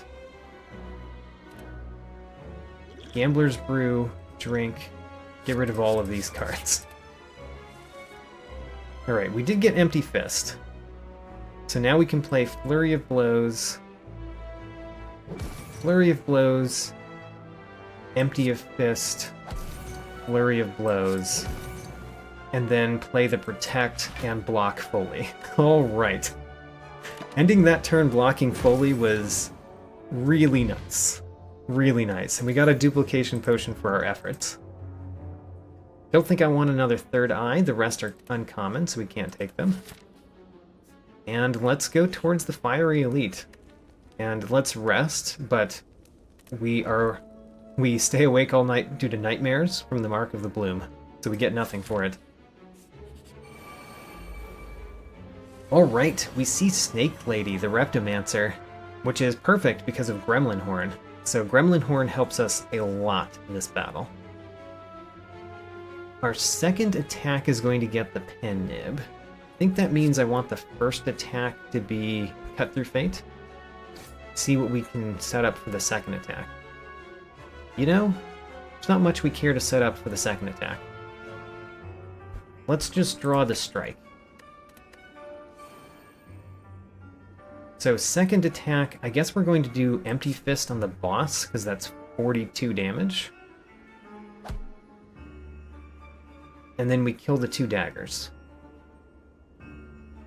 Killing the 2 daggers costs the rest of our cards, I think.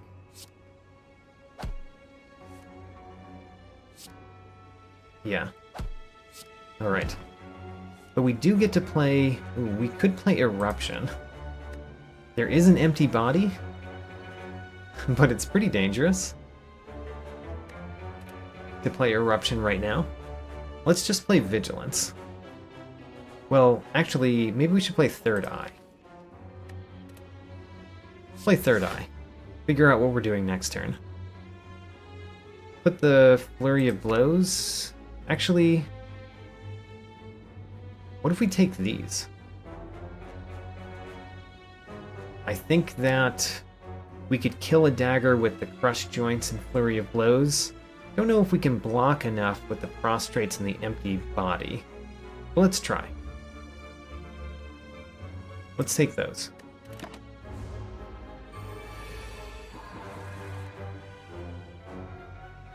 So, Crushed Joints. Ooh. Right. We never entered we never entered a stance. So the Empty Body doesn't get Flurry of Blows back. Well, that's a problem. We need to play another card. Or another potion. To avoid some damage. Don't like that. What potion shall we play? I guess the only ones that can help are Duplication or Fear Potion. And I'd rather do Duplication Potion for what we're about to do. So, Duplication Potion on Crushed Joints. And we got a strike, of all things. Well, sad. We are taking some damage this turn. Oh no! I could have taken less if I had thought about that. We've only got 45 life left for the rest of the run. Well, strike, sash whip, third eye. The consecrate is fine, so we'll keep it.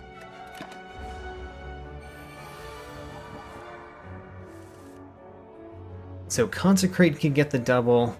I guess consecrate getting the double is the best.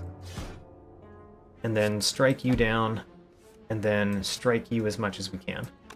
We could prostrate to go into Divinity Stance this turn. We don't have the Flurry of Blows in there, so it would just be tripling the strikes. Which, to be fair, does a lot of damage.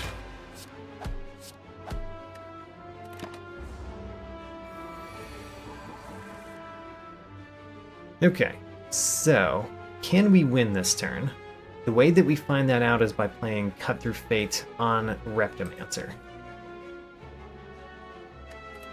The way that we find that out is by playing Third Eye before we play Cut Through Fate on the Reptomancer. Perfect. That's a good set of cards to see. Let's do that. So, Cut Through Fate, draw the Eruption, play the Sash Whip, win. Alright. Ice Cream. Energy is now conserved between turns. You know, we've got a lot of energy each turn. Energy hasn't been a huge problem for us. But, you know, Ice Cream is nice. It might help. And of course the Emerald Key so we can go into the final battle. Do we want any of these? I think the answer is no. I mean, we want Fear No Evil, but we can't take it. So, no luck there. 2 more normal enemies, and honestly, I'm scared about the normal enemies.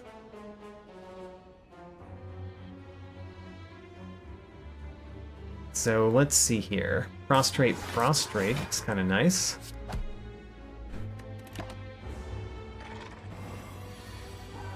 At least we got to save all of our energy with Ice Cream, right? Cut Through Fate. Draw me a Vigilance this turn. I like my Vigilance. Because we're taking damage, and I really would prefer not to. And I can't stop that from happening. Let's not take the strike, but the others are fine. So, we can defend almost everything. We're going to take 2 more damage. Do we play the Consecrate? Yes.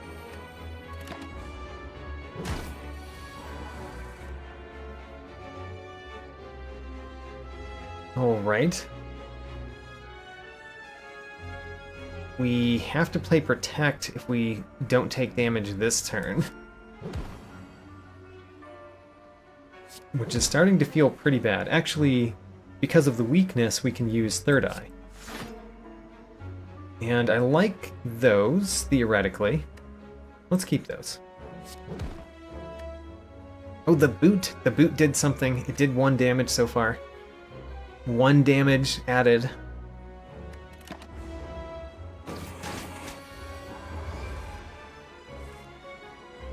Now, we've got damage.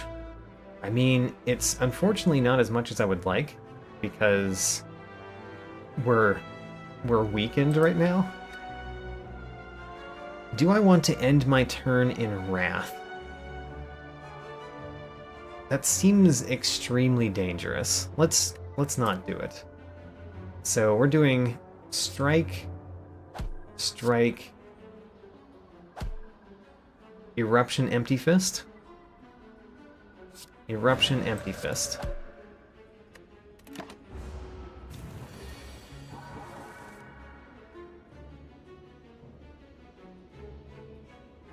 Start with Third Eye?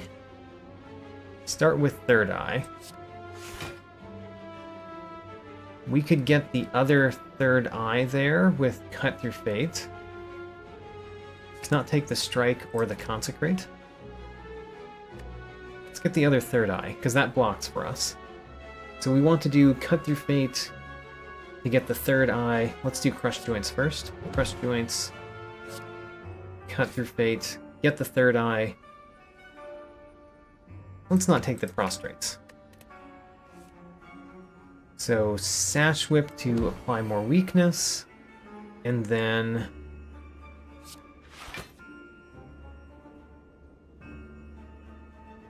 I think those are decent cards except for the Flurry of Blows. Okay. And then we could spend this Strike to do 27 damage. I'll take it.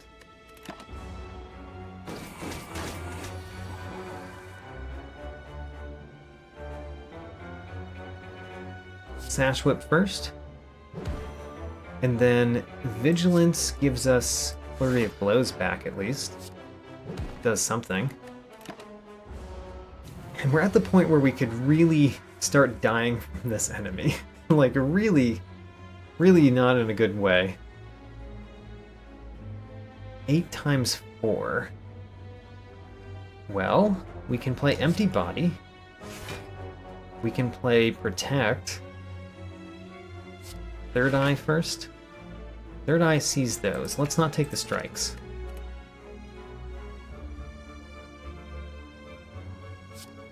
Let's play Protect. Alright, so now we're blocking for everything. Now we can play Flurry of Blows and Empty Fist. I could have played the Flurry of Blows twice, but I didn't think I was going to have enough plays with Velvet Choker. And we win this fight. We took a little bit of damage in this fight, though. We took 2 damage. That brings us a little bit farther down. And we skip these. Alright. The Writhing Mass. So the Writhing Mass is a place that we could use Omamori. Because what else are we going to use Omamori for, honestly? Other than negating the curse from Writhing Mass. Oh boy.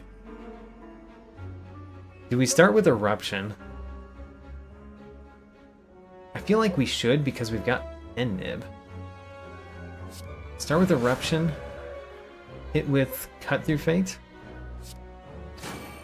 Get the Empty Fist. Alright, perfect. The Empty Fist does 84 damage. Bam. And then the Protect doesn't block for everything at this one. So we might want to do a Strike. Ooh, that's worse. That's worse. Oh no. We might use our Energy Potion here. Because I'm going to Strike again. Alright, Energy Potion. Protect. We're taking 1 damage. We're slowly going down. Slowly but surely going down. The 16 with block is probably the best we're gonna do. So let's accept this intent. Do we have an Eruption in there? We do not have Eruption in there. We do have a Prostrate though. Next turn, Prostrate will not be enough to give us to give us Wrath, or our Divinity Stance, I mean. So I guess we want to keep the Crushed Joints. Let's keep those. I don't think next turn is going to be a great turn. Maybe we'll just try to block again. If we play the Crushed Joints, we apply 2 Vulnerable. We can't win this turn with that Vulnerable, so maybe we keep it on for next turn, and don't change your intent. So we play Third Eye and discard... Actually, next turn we can go into Divinity Stance. So next turn is good. Let's just wait right here. Next turn, Divinity Stance, and we win the fight.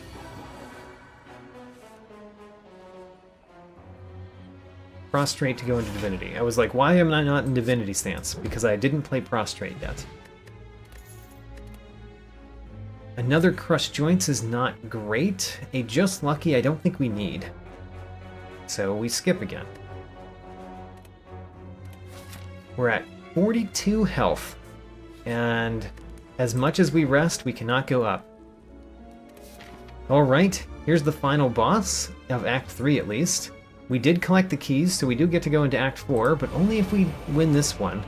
And that is not yet determined. I do not know how well we're going to do in this one. Let's start with a Cut Through Fate. Cut Through Fate here. I think we want that Defend. Take the Defend, so we can defend against the Awakened one this turn. I am going to Sash Whip the Awakened one, so that it stays weakened longer. And then we hit this Cultist some more.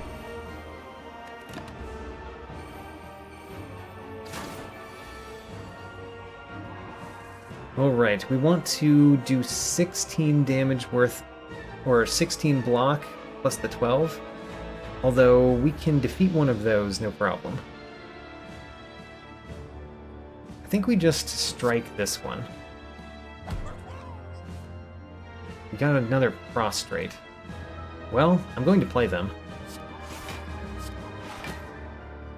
And Third Eye. So next turn is not too bad. Getting the Protect in hand is okay, but I think I'm going to discard it.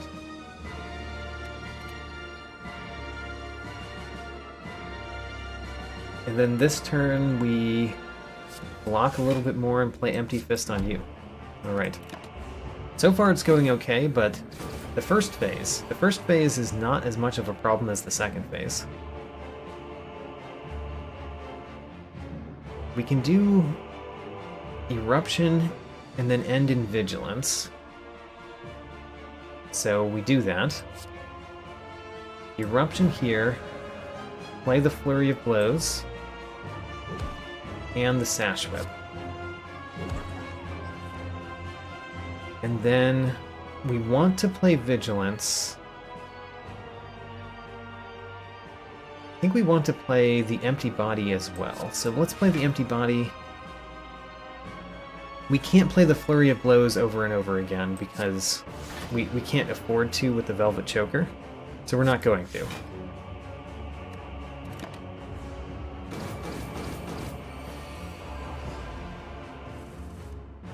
Alright. We're in Divinity Stance, but we're also going to take damage this turn. At least we're going to deal damage. But it'd be nice if we weren't taking damage.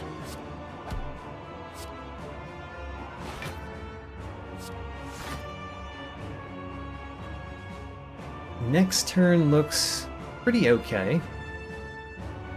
I think we discard... No, I think we keep that. Alright, so we're taking a little bit of damage. Taking 8. The fact that we took 8 in the first phase of this battle is not a good sign, by the way.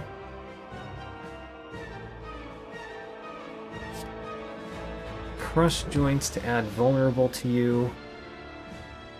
I think we should do Cut Through Fate. Let's draw the Prostrate.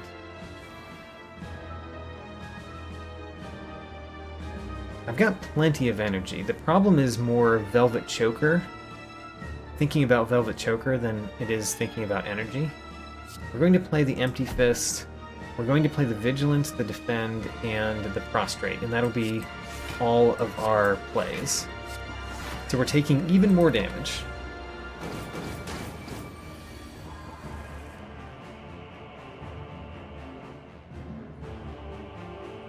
I'm thinking about playing this Liquid Bronze, because at this point in the battle, it's pretty clear that we're going to have a hard time fighting, so I'm going to play the Liquid Bronze here.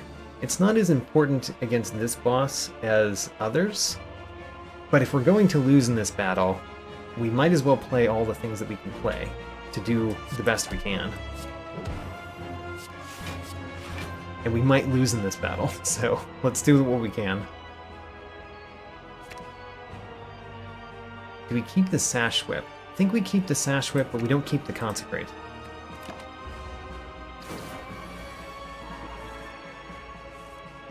Next turn is a Divinity Stance turn. Well, it could be this turn if we play Prostrate, but honestly, this is not the best hand for Divinity Stance. And there are better ones. So,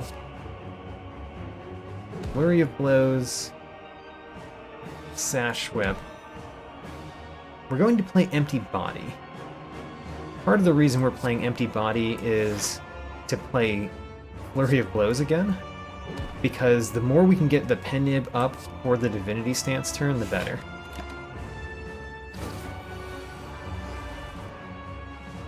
Alright, Divinity Stance turn. We're taking damage, though. Alright, well, we've got to play Third Eye and Prostrate, if nothing else. Get rid of the Crush Joints and Consecrate for next turn. I'm keeping those defense. Taking more damage. And we didn't actually get to 10 on the pen nib during the Divinity Stance turn. Okay, so this turn we can flip you over to the next side. The problem with that is I think we just die on the next side. It's the thing. Sash Whip is going to be useful next turn, but we can't not take it this turn. So I guess what we do is we do as many attacks as we can so that we get these two up.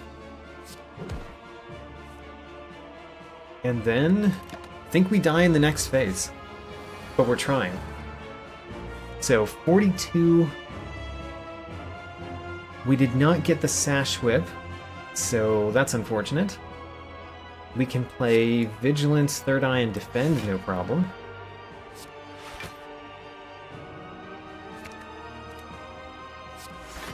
And of course the Crush Joints. So we're not dying this turn. I don't know how much longer we can not die.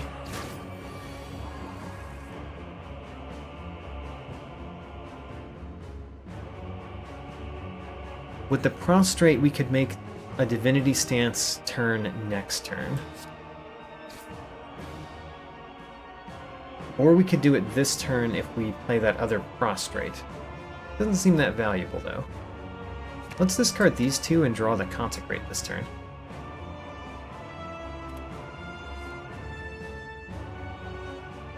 So, Empty Body gets back Flurry of Blows. Third Eye plans for next turn. I do like seeing the Empty Fist. I do like seeing the Sash Whips. Actually, the Sash Whips are really nice. And we probably need the Protect and Defend just to survive. In fact, we might need another thing to survive, actually. Alright, well,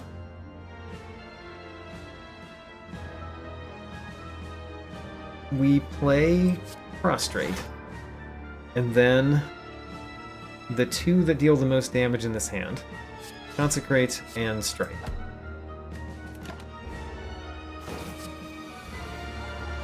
Ooh, we only need to stop 20 damage.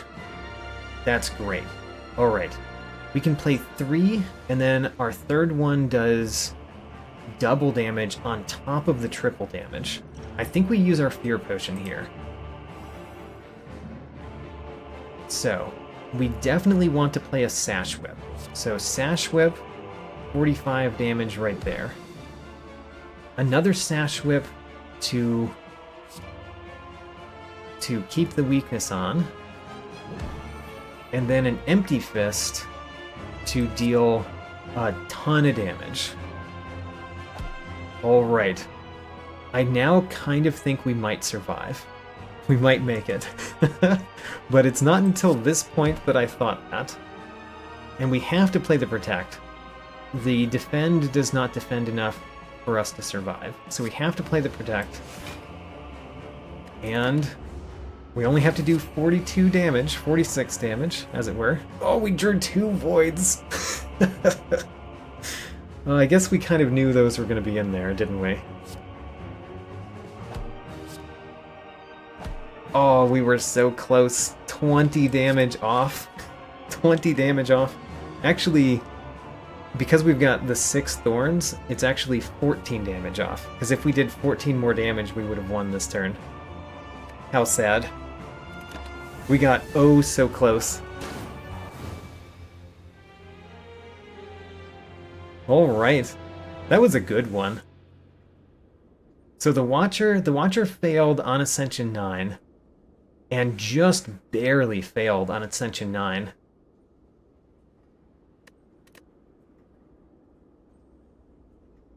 We defeated 3 elites without taking damage. That's pretty nice. And we did get a lot of money, even without the riches from the bloom, the Mind Bloom. Alright, that was a good one. We're going to play another one. And this next one will be the Ironclad.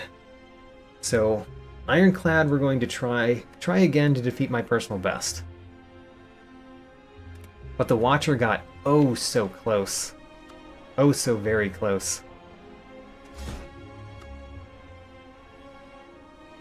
The Ironclad doesn't have Ascension 9 unlocked on this profile, so we'll be playing on Ascension 8 this time.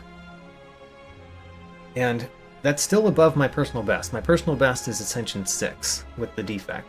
So this would still beat my personal best if we can win with the Ironclad this time.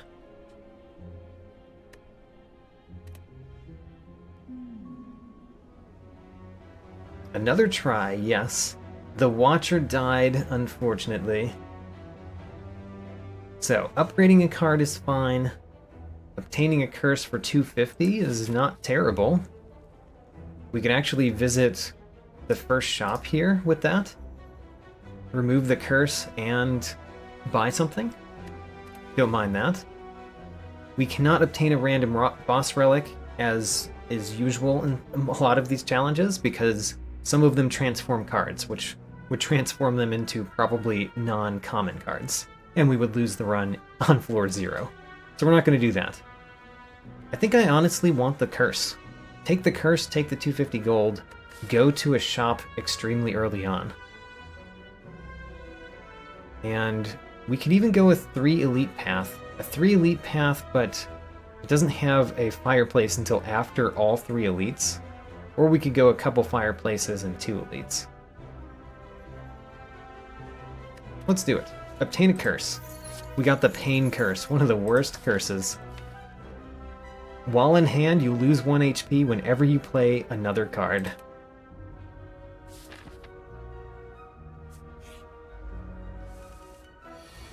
Well, pretty interesting opening hand. Guess we'll play Bash Strike. The Pain Curse. Alright, I guess we stop playing cards.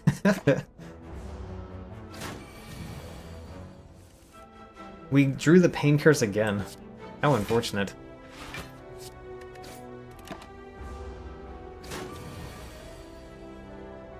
And at this point, we just have to win this battle. And we've been very unlucky so far in what we've drawn. So we might want to... Let's see here. The bash is 8. If we draw a strike with it, it does exactly 17 damage with a bash strike. So let's defend. Bash strike. Alright, let's get rid of that pain curse. It's been painful. We could take sword boomerang. The problem with sword boomerang is that it attacks random enemies. I mean, that's the main problem. The additional problem with sword boomerang is that most of the strength gaining cards in the Ironclad are uncommon or rare. So sword boomerang is really good in a strength deck, but we can't reliably build a strength deck. So sword boomerang is a lot worse. So much worse that I'm not going to take it.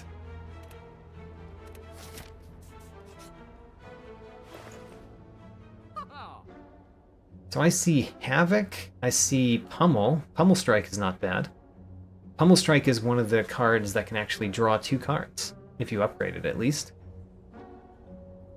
And let's remove our pain first. Remove the pain.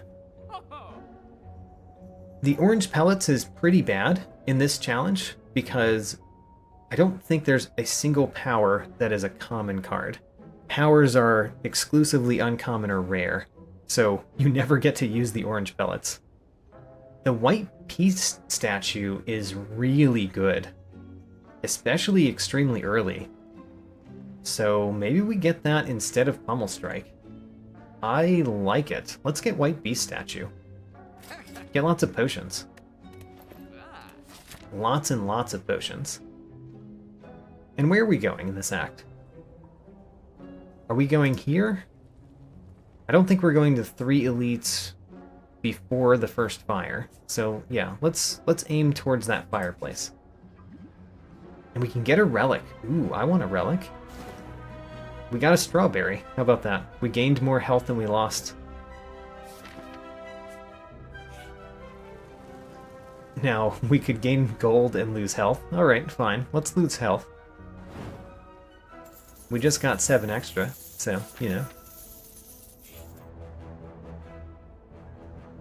I kind of wanted to see a normal enemy fight in these question marks, but we didn't. I'm gonna take the donut. So we've got very little to smith. I'm going to smith bash. I don't often smith bash, but we're going to smith bash this time. And actually smithing bash slightly hurts this battle because bash wakes up Lagavulin, which you may not have wanted to do when you play bash. Alright. The only way we win this one is if we attack a lot. Because we didn't see another enemy, so we didn't get a potion from the white beast statue. So I think we're going to attack more than you might be comfortable with, because we're going to take a lot of damage. There's the bash. We've got to play bash. Do we take the 20? I think we take the 20. We have to win the battle, is the thing. And winning the battle requires us to play our cards before they do less damage. So they only do 7 damage now, even while vulnerable. We have to play at least one more strike here. Do we play another strike and go down to 5 health? I think we do. This is so painful. Alright, we have to draw 2 strikes. Alright, we drew 2 strikes. Almost died in that elite fight. We did get Red Skull, so now we've got lots of strength. And we're less than 50% health. So look, those sword boomerangs could have been good for us. And we got a colorless potion. So all of these are available to us to take. I like all of them in their own unique ways. I think I'll take Shrug It Off first, though. Okay, and we probably have to rest before the next elite fight. I think so. It's not like we have much to smith anyway. So let's rest. Paper Frog. Enemies with vulnerable take more damage. Alright. That's good because we upgraded Bash early. And we're fighting Gremlin Knob. Let's do it. I think we'll do very well against Gremlin Knob. We're going to take damage again, but I don't think we're going to take, you know, nearly as much as we took in that last battle. And I'm not going to play the Colorless Potion here. Colorless Potions give you, on average, they give you a lot of skills. So they don't necessarily help in Gremlin Knob. Thinking about whether I play a Defend. You see, my strikes normally do 6 damage. With the Red Skull, they do 9. With Vulnerable, they do 50% more than that, which would be 13, except it's 75% more. So I don't need many strikes to win. I don't need many strikes to win at all. But I might need 3. Let's do a Defend. I think we gain more health from playing Defend than we lose, actually. Especially true if we play Bash and then Strike. Great. Alright, Question card gives us more options for future card rewards, which is good for us. We can't take Battle Trance. Armaments is always fun, because upgrading cards is fun. And then there's Iron Wave, which is fine. I think we take Armaments.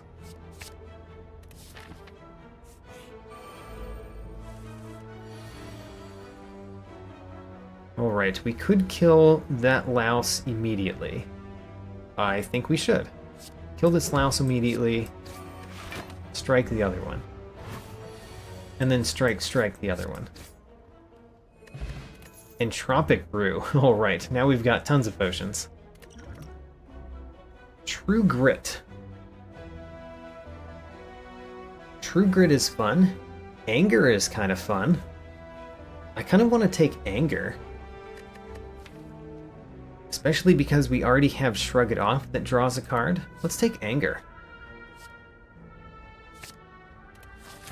It goes well with our Red Skull.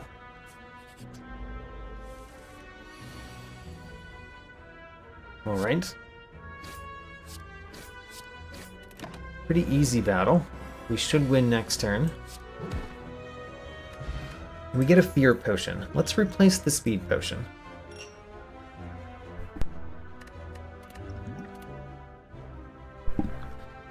So I'm thinking Pummel Strike is a lot better than it was before because we just drew Anger.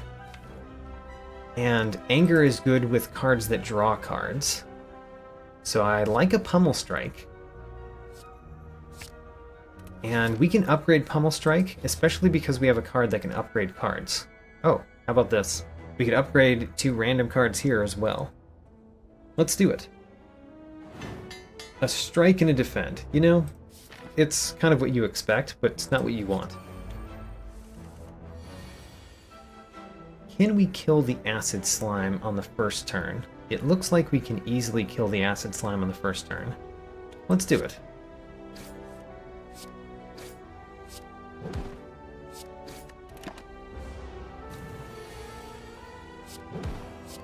We have not played our armaments a single time so far.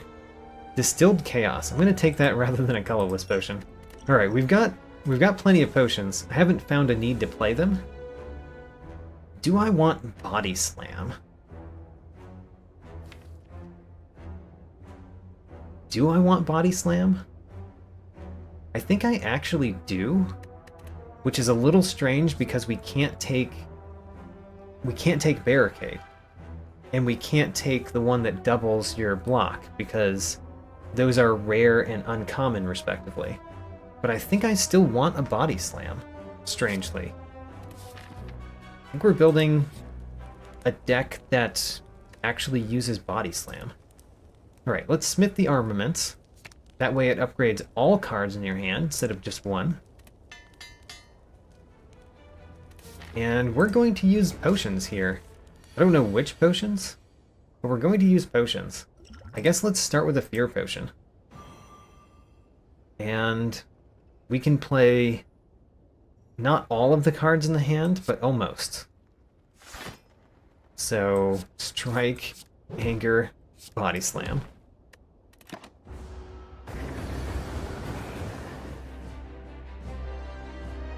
$18 attack coming in. We could play our Distilled Chaos. Let's play Distilled Chaos, you know. What's the point if you don't play the potions? Having White Beast statue. Alright, and we got armaments, which is kind of fun. And I would love to play Bash, but should we not? I think we should not. Let's play Defend Strike.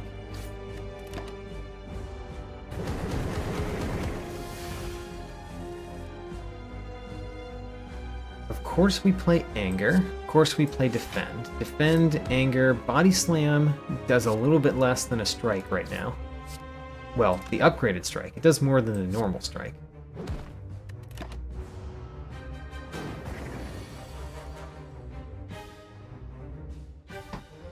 I like Armaments here because it upgrades Pummel Strike and the Anger.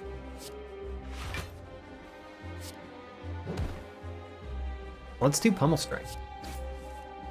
And then Defend. Alright. We've actually taken 0 damage so far from this boss. And we might be able to continue that.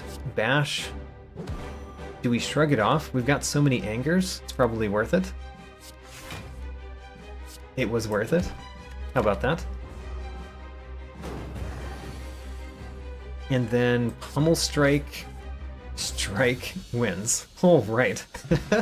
That was mainly the power of Red Skull that's brought us so far. And we got a regen potion, which we'll use in the next fight most likely. We're going to keep those ugly yellow cards in the ground though.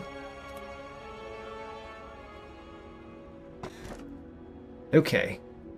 The Calling Bell could give us a curse and 3 relics. Sozu makes it so that White Beast statue doesn't work anymore, which is terrible. Velvet Choker is pretty bad with the angers and the draw cards thing that we've started building. So I think the only real option here is Calling Bell. So let's do Calling Bell. We get the Curse of the Bell. And, ooh, I like the Molten Egg. Molten Egg, whenever we add an attack, we upgrade it. The Akabeko, the first attack each combat deals 8 damage. And Shovel, we can now dig for relics. I'm happy with those.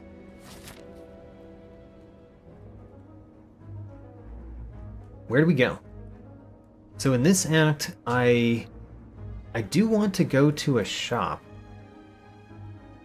The shops are those 3, and none of those look particularly great.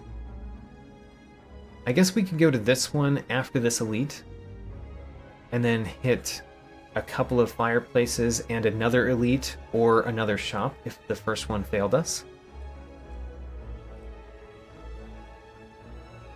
That looks better than the other options, so let's start over here.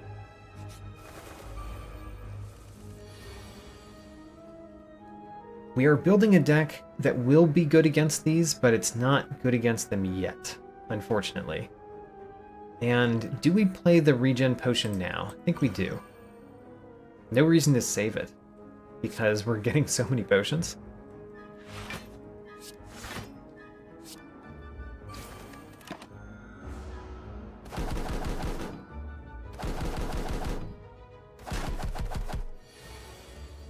Alright, don't like what we see here. I guess we should knock you out of the sky. That's our best move. It's not a great move, but it was our best move.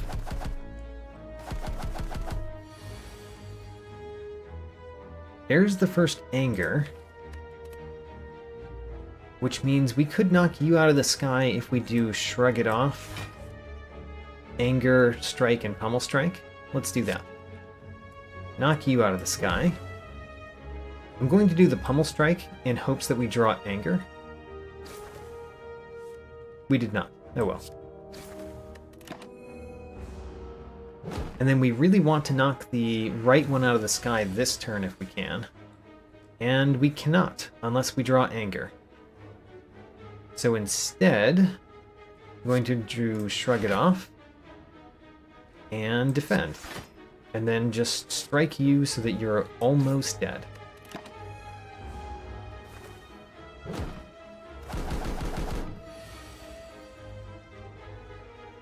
There's an Anger and a Body Slam. Alright. There's almost no reason for us to hit that one, because any hit will kill it. So I kind of want to hit this bird while it's on the ground, so that we can make it almost dead too.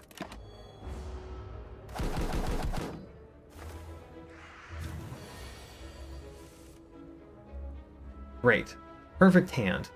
We play Anger to kill the left bird. We play Anger, Strike, and Strike to knock this one out of the sky. Alright, bird battle is going pretty well. We've had to be pretty careful about what we do the entire battle, but it's going pretty well.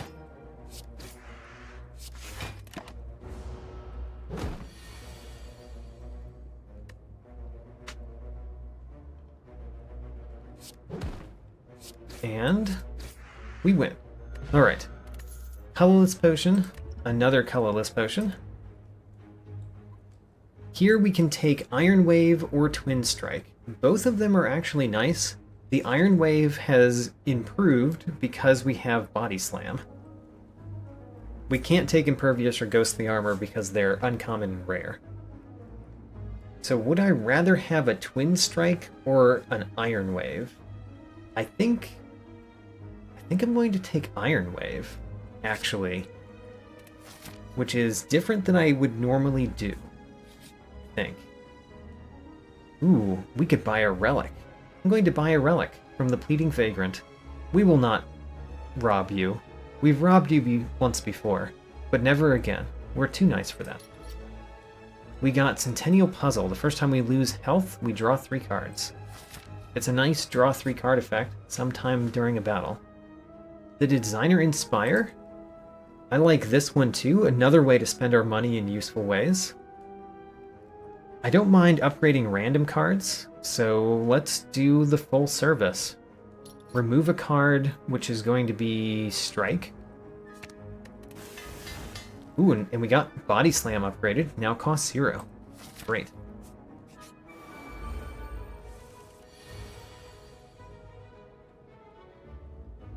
Certainly want to play Shrug It Off, so let's start there.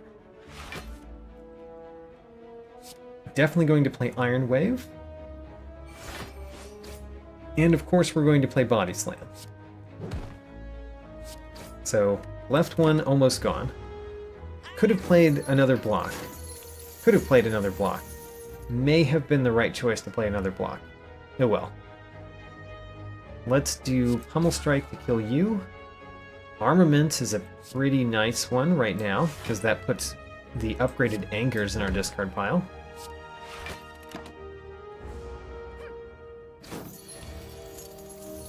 And then we want to win as quickly as we can, which involves Bash, Strike this turn, and hopefully some good damage this turn.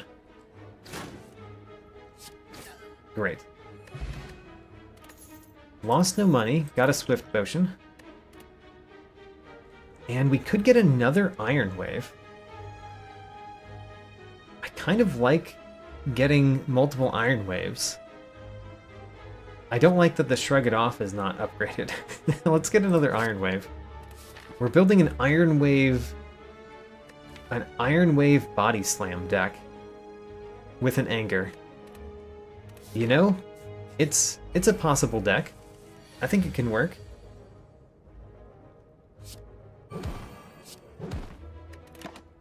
Don't like the Snecko. Snecko makes all of my 0 costs not cost 0. It makes all of my stuff cost 3, in fact, which is terrible. I guess we play a Shrug It Off and hope that we draw something that costs 0. Alright. The armaments cost 3, which is unfortunate.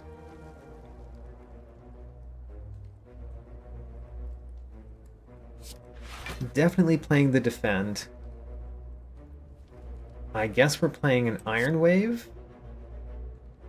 An Iron Wave and an Anger. Adding Angers to the deck is actually kind of bad in this battle, but I guess we're still doing that.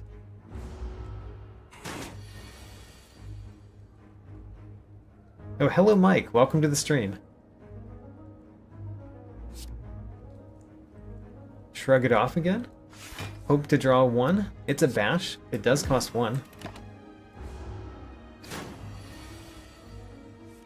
Oh my gosh, this confusion has been terrible. Alright, I think we just play a defend this turn.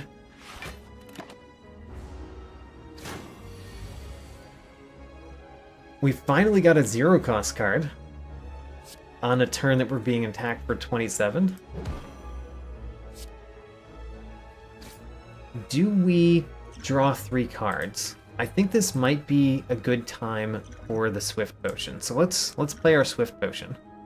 It was not a good time for the Swift Potion, as it turns out. Oh man. Alright. Well, we're going to take more damage. At least we're going to gain 3 strength because of Red Skull. We have become angry.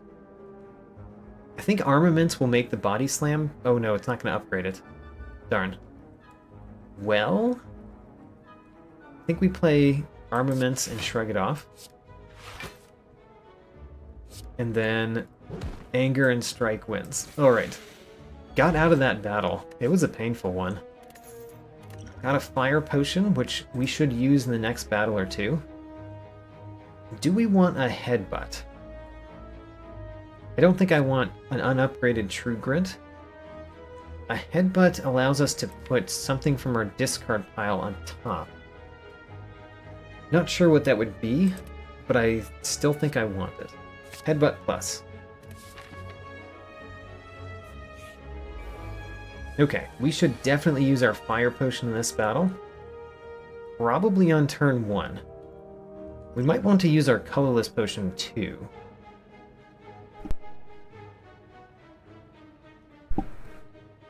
Let's think about it. We can bash Iron Wave Body Slam. Bash Iron Wave Body Slam does a lot of damage.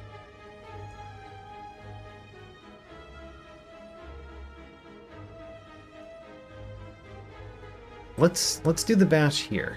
So bash here. I'm kind of thinking of using the Colorless Potion, because we can actually defeat you with, I think, the Iron Wave and the Body Slam. Let's use the Colorless Potion. Apotheosis. We don't get a lot out of Apotheosis, but it does do something. We could just take Magnetism. Let's take Magnetism. Alright, so now it's the important thing to say. The challenge rules are that I cannot have an uncommon or rare card in the deck. The deck that it's talking about is this deck in the upper right-hand corner, which is the deck I'm taking into every battle. Cards that are added through potions or other things, doesn't matter what rarity they are. So Magnetism can be played, and we will play it.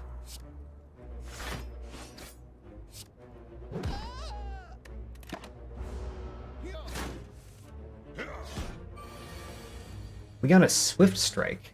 It's not bad.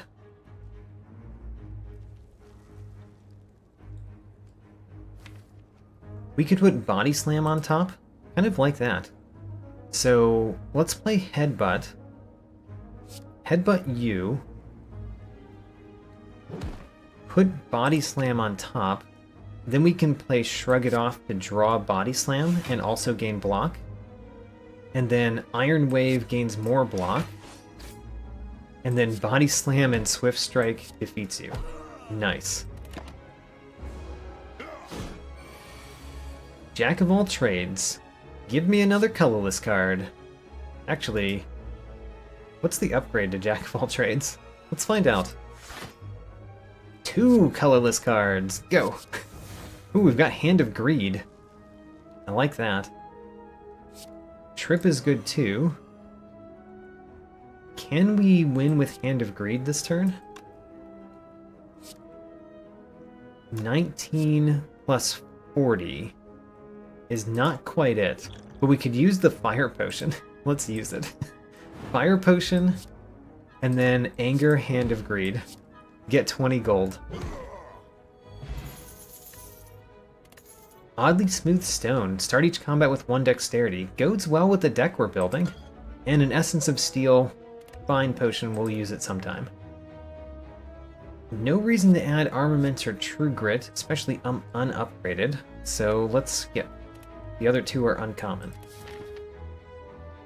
And then do we want to visit this shop? We still do. We spent a lot of money on the way at random events, but we still want to visit the shop.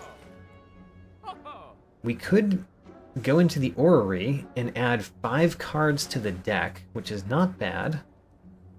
We could use the letter opener, which is also not bad. And there's a meat on the bone, which is okay. I think we want orrery and probably twin strike as well. Let's do orrery first. So orrery, we could add another Iron Wave or shrug it off. We could add a sword boomerang or a thunderclap. A heavy blade, which is affected by red skull, but not much else. A clothesline that is upgraded.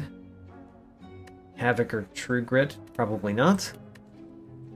An upgraded Havoc. Or another Iron Wave. I think I want to build the ironwave.deck. That's what I think.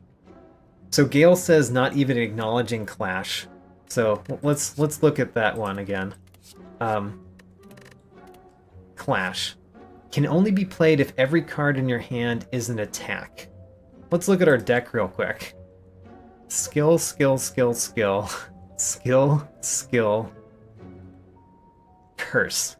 The curse makes it particularly bad. Because you can't play the curse. So yeah, that's why I did not acknowledge Clash. Alright. I kind of want to build the ironwave.deck. So let's do it. Iron Wave. Iron Wave. There's no Iron Waves in that one. There's no Iron Waves in that one. And there's no Iron Waves there, but we could get a clothesline to add some weakness, which is not too bad. Let's get that. Alright. So now we've got ironwave.deck. And do we want a Twin Strike in the Iron Wave deck? I kind of think the answer is no now that we've chosen the Iron Wave deck. So let's just remove a card. Remove a non-Iron Wave card, like a Strike.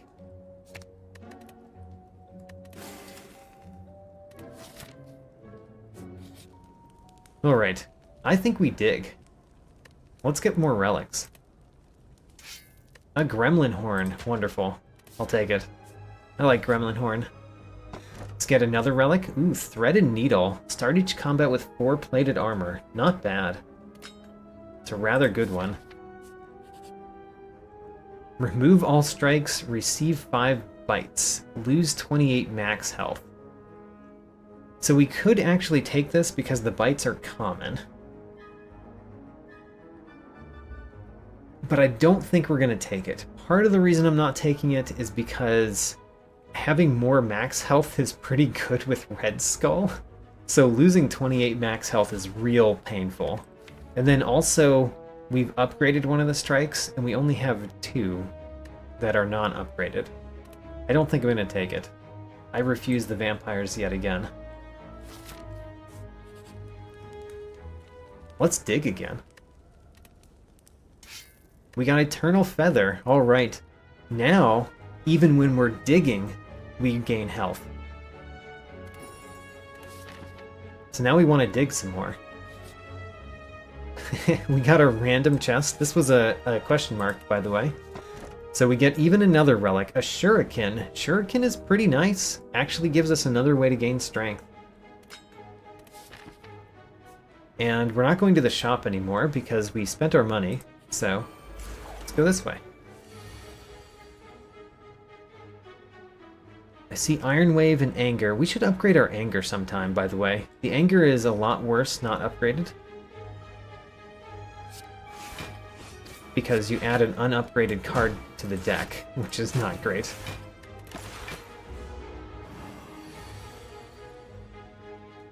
So we want to gain block this turn. Shrug It Off is a way to gain block. Headbutt could put something on top.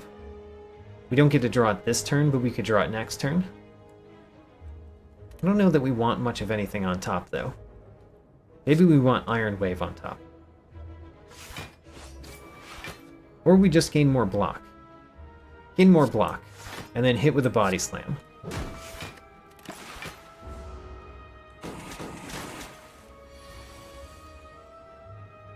The Clothesline is pretty decent here. The Bash would be good if we weren't being attacked for a lot. I think we play Clothesline, Defend. Clothesline, Defend. Take 9 more damage.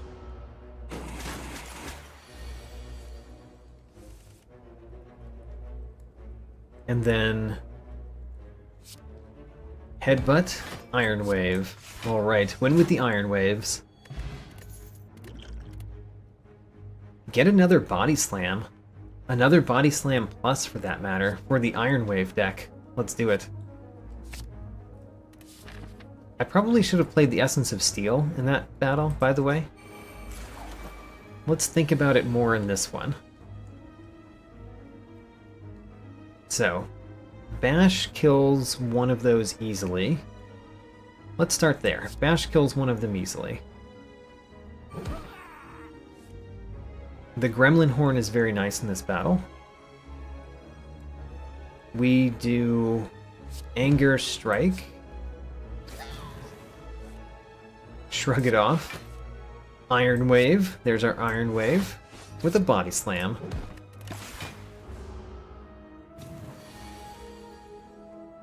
So we probably want to headbutt the Body Slam? Probably. Headbutt, Body Slam. And then we could play a Clothesline to deal 18 and apply 3 weakness. The 3 weakness is nice. Or we could do more damage with the Strike and Iron Wave. I think we do the weakness.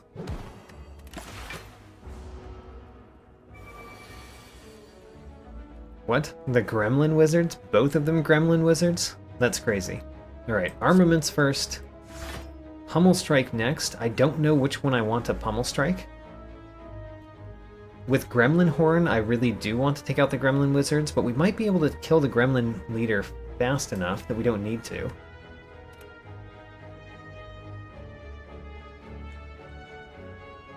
Because we're going to do a fair amount of damage this turn. Yeah, let's go after the Gremlin leader again. Ignore the Gremlin Wizards. That's what I've learned. Ignore the Gremlin Wizards. The Defend adds damage to both Body Slams, so it's better than the Strike.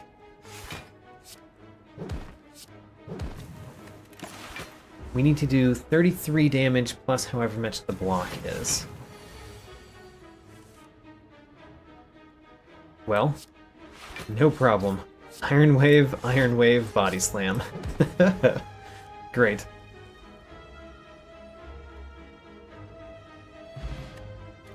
We've been scaring away Gremlin Wizards this stream. Or Calcum, another way to gain block. Not one that's going to happen very much, but it works really well with the Thread and Needle, because that's 8 free block at the end of your turn. And I didn't play my Essence of Steel. I guess we don't take another one. I don't want the Wild Strike, don't want the Armaments, the other two are untakeable, we skip. And no reason not to dig again. I mean, we could smith the Anger, but let's dig again. We got a Frozen Egg. Whenever we add a power to the deck, which we never will, it would become upgraded. The Bronze Automaton. I think we want to use our potions. So let's use the Thorns, let's use the Plating. And then we crack open the Entropic Brew finally. Alright, we'll use those as we feel like we need them. But we've got them now. I think we play Iron Wave, Strike. I don't think we're ever going to go through those debuffs, right? I mean, I guess we've got both Bash and Clothesline, so we might. Let's go through the debuffs.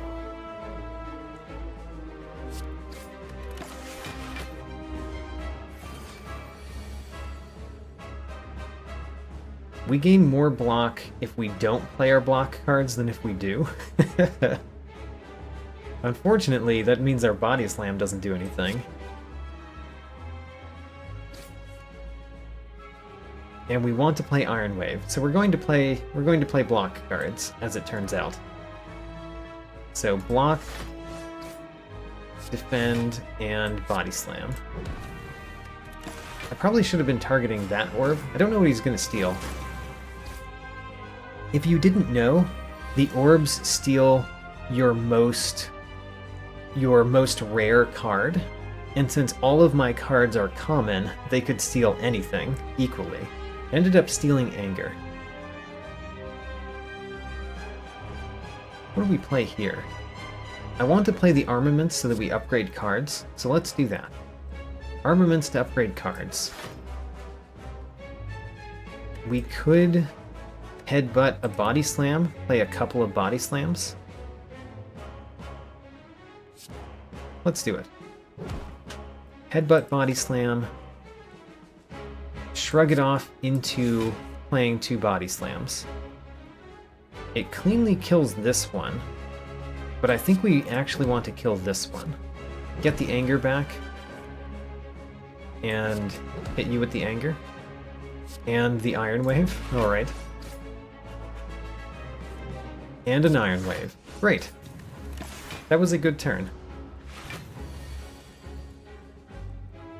I drew very little to block with. I would like to draw more to block with. We could get an Iron Wave or a Defend back with the Headbutt, and then draw it with Pummel Strike, but that costs so much that we don't get to play our Iron Wave that's already in our hand. So I think we play the one that's in our hand. And we Pummel Strike to see what we get. And then we could play a Defend. I like the Defend. We're slowly losing our plated armor, but we do have a lot of it. There's a Clothesline. I think we do Clothesline, Iron Wave, Body Slam, Body Slam. I do want to get rid of the artifacts, because I want to be able to weaken you on the turn that it's important to weaken you. I'm not sure that we're going to be able to do that, because this is the turn, and we did not get there. So, shrug it off first. We definitely play the Iron Wave and the Defend, and then this is a good time to play Block Potion. That still takes a lot of damage, but I'll take it. I'll take the damage.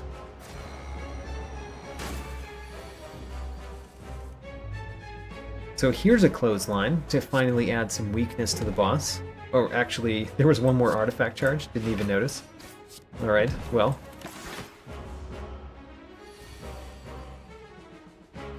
Be nice if the boss was weak this turn. But we don't get that. We could play the Armaments. It's better than playing Defend, so we play it. And we're taking damage this turn too. However, we survive and we win next turn. Great. We get a Strength Potion. Not bad. I'm going to use the Regen Potion probably early on, and there's no reason to look at those cards, so we won't. The Snecko Eye is pretty bad for what we're doing, because we depend on our 0 costs. The Black Blood is fine. The Runic Pyramid tends to be rather good, because you can set things up by not discarding your hand. I like the Runic Pyramid. It works pretty well with armaments. It works pretty well in general. And we could just not play the cards we don't want to play. The problem with Runic Pyramid, which really is a problem in this deck, is we don't have enough energy to play all of our cards. We still only have 3 energy. And so we might end up having a whole bunch of cards in our hand that we can't get rid of. I think we still take it.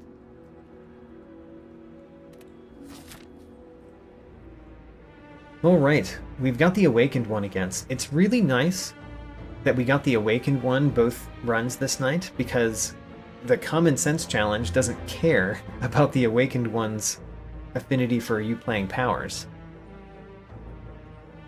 If we want to go to Act 4, which I don't think we want to with this deck, we would have to go here. That looks like a pretty bad path anyway. I'd much rather go to more elites and more fireplaces. So let's not go there. Let's hit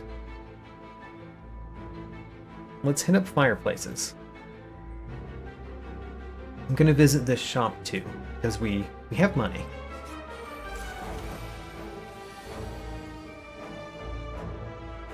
Should be a pretty easy one.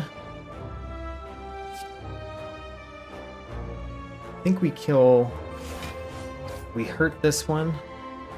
We can't kill it this turn. Yeah, we can't kill it this turn. It'd be nice to get rid of some more of these strikes in our deck.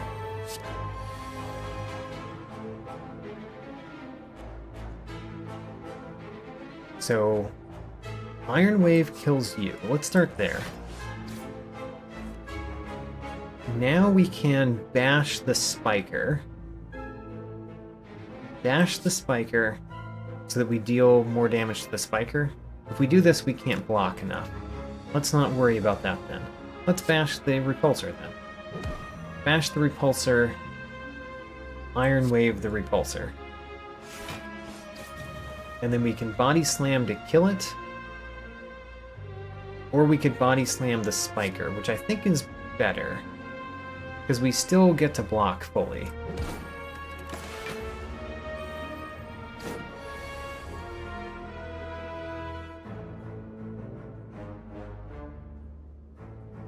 I think what we do is we play our upgraded cards and keep armaments in the hand.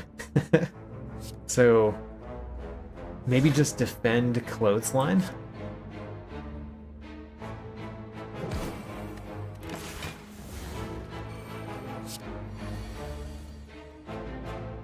So now we've got armaments, it upgrades a fair number of cards, and we've got Shrug It Off with a Body Slam. The Strike kills you, the Body Slam kills you, and we're good. Alright, great. I forgot to use my regen potion. I think we want the duplication more than Swift Potion, because Swift Potion is not as good when we only have 3 energy. We could take a fair number of these cards. I don't think I want Havoc, but I've thought about it multiple times. I still don't think I want it. And True Grit is fine. True Grit might be better now that we've got the Runic Pyramid. Actually, I think that's true. Let's take True Grit now, especially because it's upgraded. But an upgraded True Grit with Runic Pyramid is much better. We can basically guarantee that we burn our curse every battle that we need to. No reason to play armaments this turn. I think we just do Iron Wave, defend. And good battle to use the regen potion.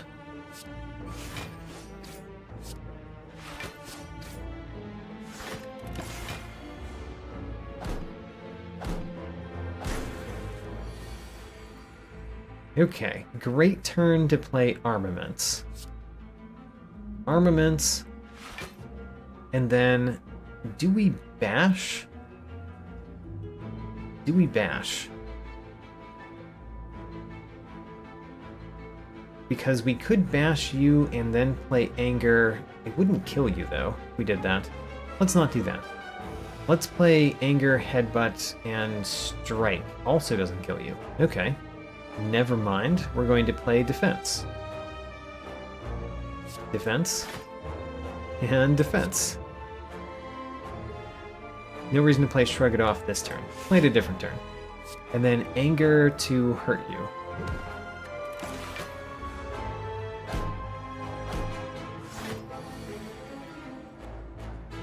We've got the Body Slam. This is a good turn to play lots of block and do a Body Slam. I think we hit the middle one because the middle one doesn't have block this turn. We have 2 Body Slams. Alright, so first let's kill this one. That'll draw us a card.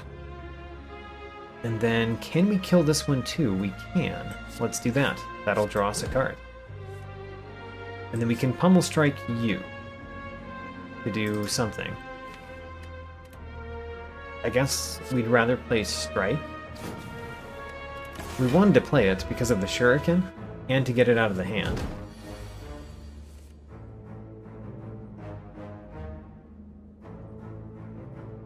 Okay, I think we play Bash, Headbutt, and we're going to Headbutt our Bash because I forgot that we just shuffled. Whoops. That was not the best, actually. Okay, only the right one attacking me, though. Which means Anger and Pummel Strike. Do we Armaments? I guess we do. Let's Armaments and let's bash the left one for a future turn. If only we could play more cards. If only we had energy to play lots of cards. Because we definitely draw a lot more than we can play.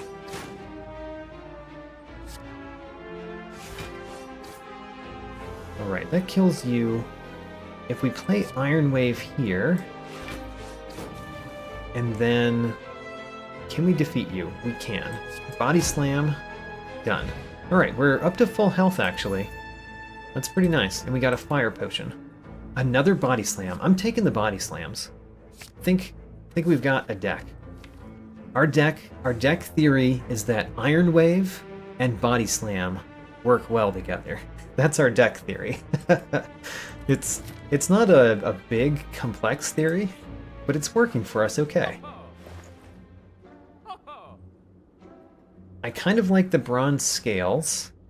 The only card up here that is common is Wild Strike, which we do not want. Wounds are absolutely terrible with Runic Pyramid. The Toy Ornithopter is pretty nice with our White Beast statue, so that's an option. And then of course removing cards is always good. I think I mostly want to remove cards, so let's actually use the card remove service and take out a strike. And then that's it in this shop. Just remove one strike.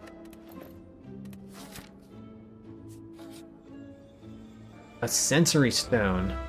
So the problem with this one is that all of the colorless cards that we're going to see are uncommon or rare, so we can't take them. So we just skip. So nothing here.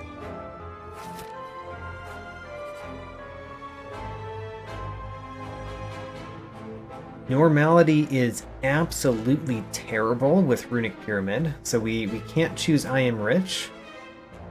Upgrading all of our cards doesn't actually do that much because we've had lots of upgrades. So I Am War is the only worthwhile option. And we're fighting the Guardian, which should be really easy. Should be really easy. The Body Slams are a little bit weird, granted. Let's play both Body Slams. They at least give us a strength. And I will put one of those Body Slams back on top.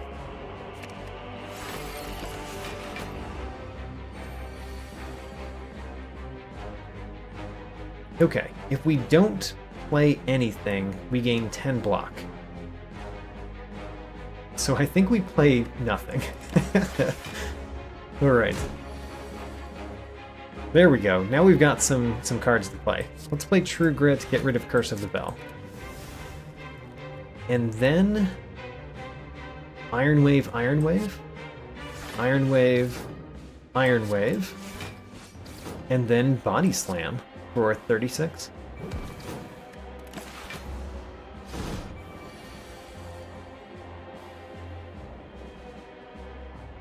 Let's see, what can we do? I certainly want to gain block. Let's play an Iron Wave. Let's play Defend, Defend, Anger, and Body Slam, maybe? Or actually, the Body Slam does 10, the Anger does 8, and the Clothesline does 16. So we can actually flip him back over. Let's do that.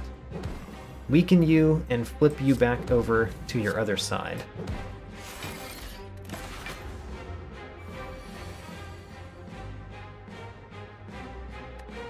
This is a pretty good armament. Let's do that. And then Iron Wave.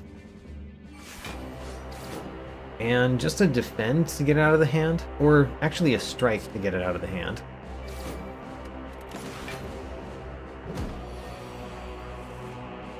There's 2 body slams. That means this turn defense is good. Shrug it off, Iron Wave, Iron Wave, Body Slam, Body Slam. We did not win, but we got very, very close. And we end it with a Body Slam with no armor, and we win, because we had 4 strength. Dead Branch. Interesting. That's not necessarily good with Runic Pyramid, because when we exhaust a card, we can't actually get rid of the stuff in our hand.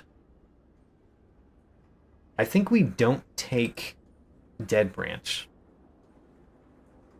We leave the Dead Branch on the ground. Who wants to carry a Dead Branch around, right?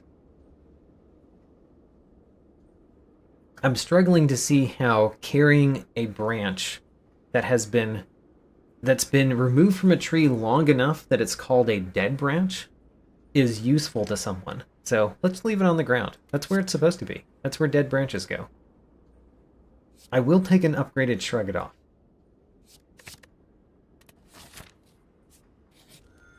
And then we dig for a relic, which at least we know it won't be Dead Branch. That's good to know. We get a mango. Increase our max health again.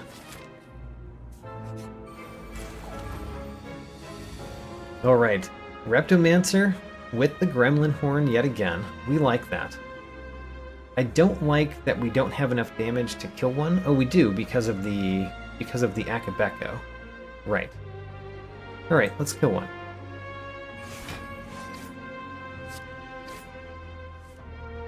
We get a Pummel Strike. I mean, I'll play it. And then maybe we play True Grit? Getting rid of Defend? True Grit, getting rid of Defend.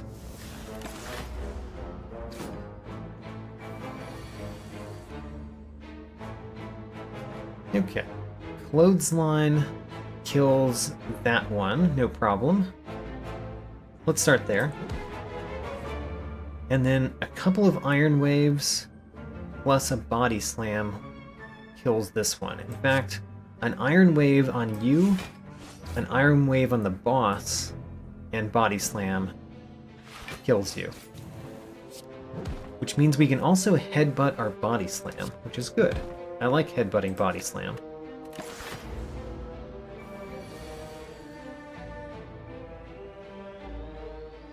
That's an okay armaments, but it's not a great armaments. I think we still play it. And then play a Shrug It Off. And an Iron Wave. We can use a Body Slam to kill the dagger after playing the Iron Wave. So we do that. And then I guess we Shrug It Off again. And then Body Slam again. I'm actually surprised at how often we have not taken damage, by the way. think that's pretty surprising. Armaments upgrading our anger is probably good. And then I'm going to play this bash finally, along with an anger. We won't play the body slam this turn. We'll play it a turn that we have more than 6 armor. 2 body slams. Let's play Iron Wave. Let's play an Iron Wave on the dagger. Actually, why do we do that? Let's play an Iron Wave on the Reptimancer. And then we want to play a defend and a defend. Now a body slam does 50 damage against the Reptimancer, so we just win this one. Alright, great. Dreamcatcher. Whenever we rest, we may add a card to the deck. We don't rest, though. We only dig. So, it doesn't do anything. Do I want an energy potion more than one of those potions? Not really, but I really should be using my potions, since I get them every time. I don't see a single card here that we could take. They're all uncommon, rare, or invisible to me.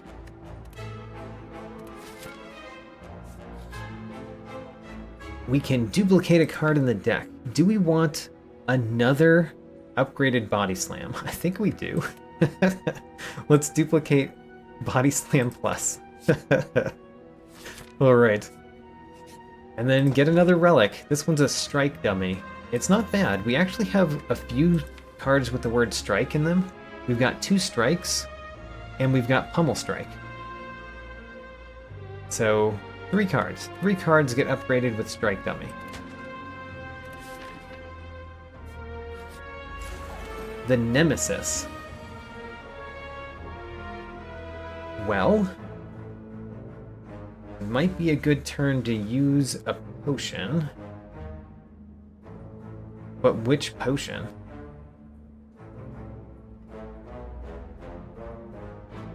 We're going to take damage this turn. Let's use a duplication potion. Duplication potion, duplicate my bash.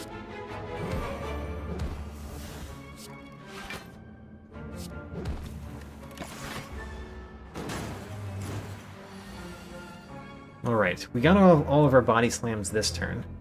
That's usually really unfortunate, but because we've got Runic Pyramid, we can just wait to play them. So what do we get out of our hand this turn? We're going to play the Headbutt to get another body slam. Let's do that. Headbutt to get another body slam. We want to play Shrug It Off in the Iron Waves next turn. So let's play the Anger and Clothesline this turn. Okay, great.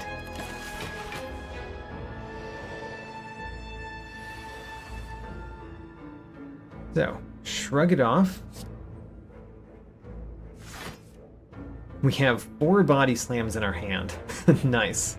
Alright, Iron Wave, and then I don't think you survive 4 body slams. You only survive 2, so the 3rd kills you. And we got an Ice Cream. So now our energy is conserved and our cards are conserved. Interesting. Elixir is an interesting potion to have. I think we might keep that one for the boss, actually. We could get a Heavy Blade or another Iron Wave. I did say this was Iron Wave deck, so I feel compelled to put another Iron Wave in the deck. We have...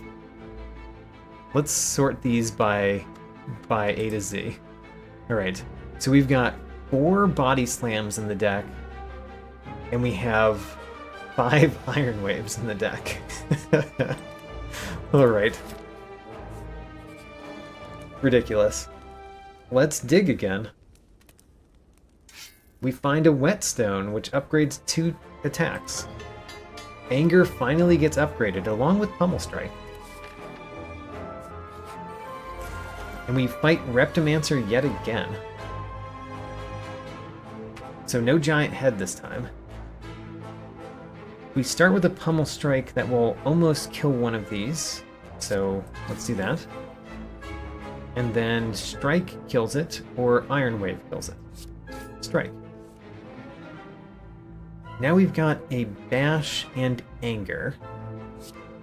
Bash and Anger kills that one. And then a Body Slam we'll save for next turn. I'm going to play one of the defends because they're really bad compared to most of our deck. So let's get them out of the hand while we can. We've got 2 Body Slams and 3 Iron Waves. The Iron Waves together kill the dagger, so let's just kill the dagger with entirely Iron Wave damage. And then we can use True Grit to burn a defend and gain enough block to hit the Reptimancer a lot with Body Slams. Alright.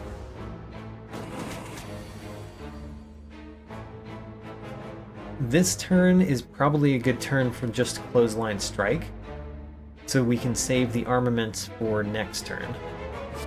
Clothesline Strike.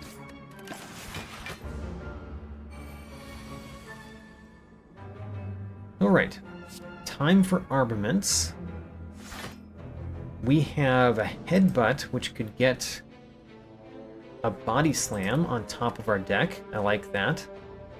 Let's do the Headbutt on the dagger. Put Body Slam on top. And then we play Iron Wave to defeat the dagger, draw the Body Slam. And then I guess we do Iron Wave on Reptimancer, and then Body Slam, Body Slam. Alright. I really enjoy this deck. I'm not sure if you can tell, but I really enjoy this deck. It's so ridiculous. Let's burn our Curse of the Bell finally, and then do Shrug It Off, and then Body Slam the Reptimancer to death. We got a Ceramic Fish. Hooray. Liquid Bronze? Is that better than something else here? It's actually better than the Fire Potion in the final battle. So let's discard the Fire Potion. Take a Liquid Bronze instead. And I do not see anything named Body Slam or Iron Wave here, so I think we skip.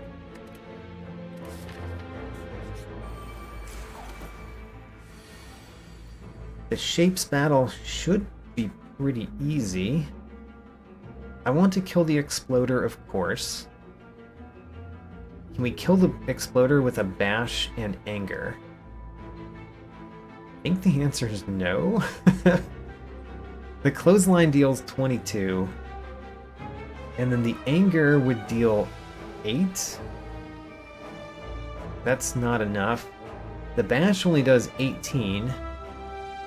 But it makes the Anger do more than 12. Something more than 12, like 14 maybe. That's also not enough. So we can't defeat an enemy this turn. It means we're taking damage. Play armaments. And the defend. And then just anger somebody. Anger the Exploder.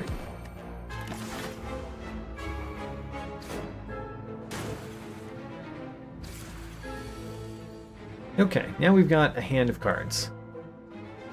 We've got Iron Waves, we've got a Body Slam. We only have one Body Slam. I think we start with Iron Wave and Pummel Strike.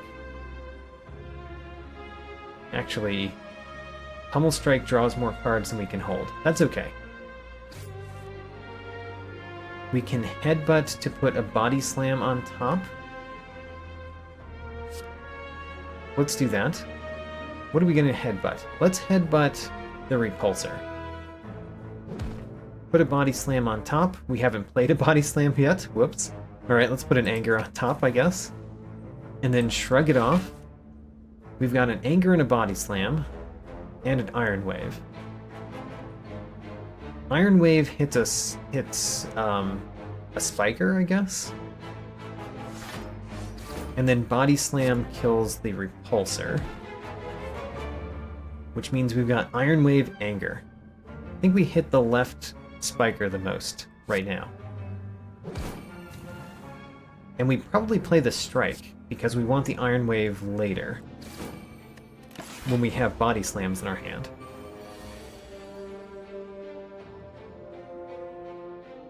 The problem with Iron Waves against Spikers is that you lose the block that you have put on the Spikers, don't you? Okay, let's play Defend, Shrug it off, and then Iron Wave Body Slam. I'm gonna kill this left one.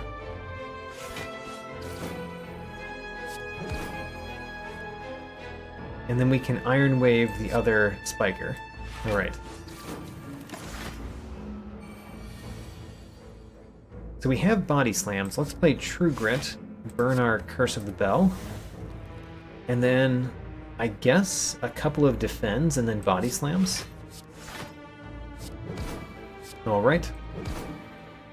Made it through. We got a Blood Potion. Not very useful. I think I like the potions we have more. So, leave the Blood Potion on the ground. I do not see a card that we want. So let's skip. I'm honestly thinking about taking Havoc over and over again, but I'm not taking it. We're going to leave the Havoc there too. The Maw. The Maw, we play Pummel Strike. Let's play the True Grit to burn the Strike. And then play Defend, Body Slam, Body Slam. I mean, the Body Slams don't do too much this turn. Let's not play them this turn. We will have better turns for Body Slam. Shrug it off. Do we play Clothesline? Is that better than Iron Wave and Defend? It's not, so let's play Iron Wave and Defend for this turn. And then this is a fine turn to play the Body Slam. Unfortunately, it would have done more damage last turn, but oh well. So this is an excellent turn to play Bash or Clothesline. Let's play the Bash. So Bash, Strike this turn. Bash, Strike. Next turn, we do Iron Waves and Body Slam. Do we play Armaments? It only upgrades one Defend. Let's play Iron Waves and Body Slam. Iron Wave, Iron Wave, Iron Wave. Body Slam, Body Slam.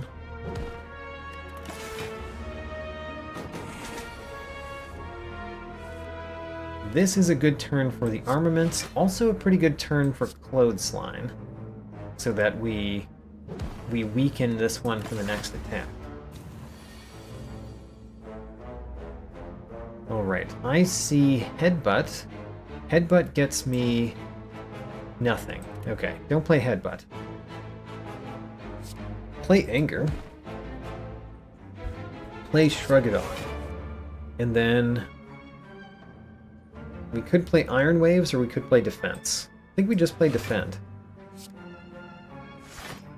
And then click End Turn. We want our Iron Waves with our Body Slams. The True Grit finally burns the Curse of the Bell. And then Iron Wave, Body Slam. We're doing well in this battle. It's very slow, but we're doing very well. I think we win this turn. Shrug it off. Anger. Iron Wave, and then a Body Slam to victory, of course. Great. We got a Flex Potion. Also not the potion we want, compared to those. I think all of those will do more damage effectively in the last battle. There's another True Grit. Ooh, there's an Iron Wave. We've got to take our 6th Iron Wave. Alright. 6th Iron Wave.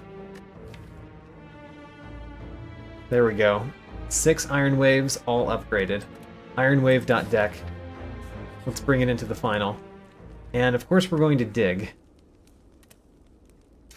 We got an Ornamental Fan. There we go. More block. Alright, fighting the Awakened one with the Ironclad on Ascension 8 with a ridiculous deck.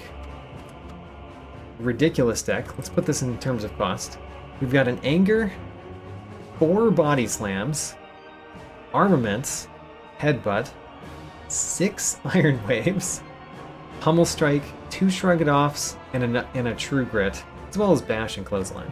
And some strikes and defense, of course. I think this deck is great. I like it. We're going to pop our Strength Potion and our Liquid Bronze immediately. The Elixir is going to be used when we have a clogged hand, and we don't want the cards in it. For right now, I think we play Iron Wave, defend, Body Slam. Iron Wave, defend, and Body Slam. That puts you at 1.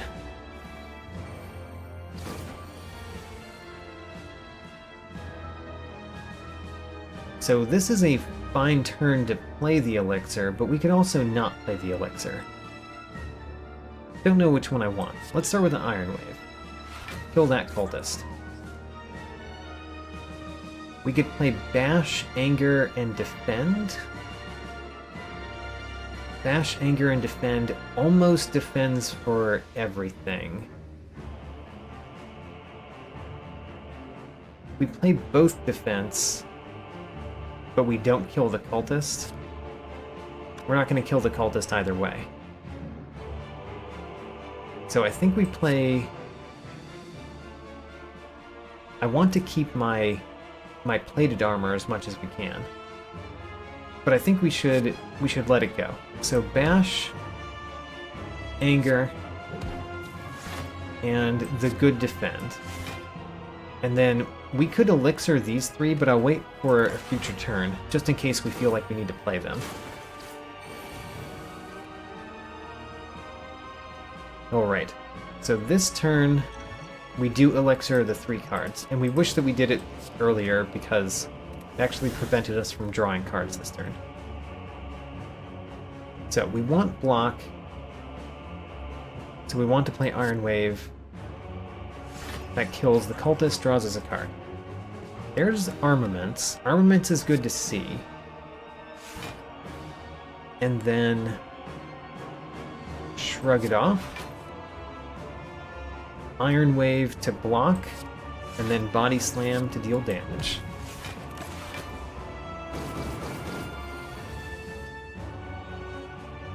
We can headbutt a Body Slam on top. I like that. We should definitely True Grit. We're going to True Grit the Strike.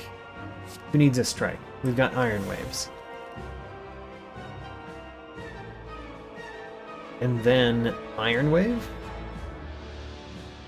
Let's do a Headbutt. Headbutt the Body Slam, put it on top. Play Iron Wave. Actually, does Iron Wave block for enough? It doesn't. Oh, it does because of the relic that you can't see on the screen. This one, the Ornamental Fan. Ornamental Fan makes it so that Iron Wave blocks for enough. So, Body Slam, Body Slam.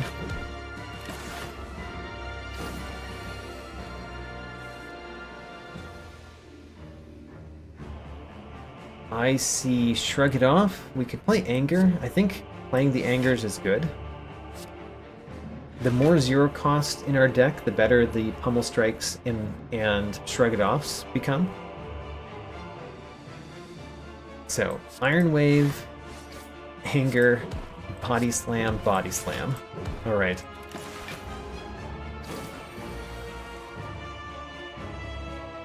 Headbutt could put a Body Slam on top. I always like that. However, we really need to block this turn. We have True Grit, but what do I want to True Grit of these cards? I don't think I want to, actually. We could play Iron Wave, Iron Wave, Iron Wave. That should block for enough. Yeah, let's do it. Iron Wave, Iron Wave, Iron Wave. And then Body Slam, and actually we don't block for enough. We're off by 1. Oh, but we killed the Awakened one, so who cares? I think I'm going to True Grit the Defend. We've got to start True Gritting something. The Clothesline is also an option because we haven't played it yet. But I feel like the clothesline is really good, eventually. Clothesline is good here, for example. Let's do a clothesline. Clothesline, anger, defend. Save the body slam for next turn. Here we take a hit.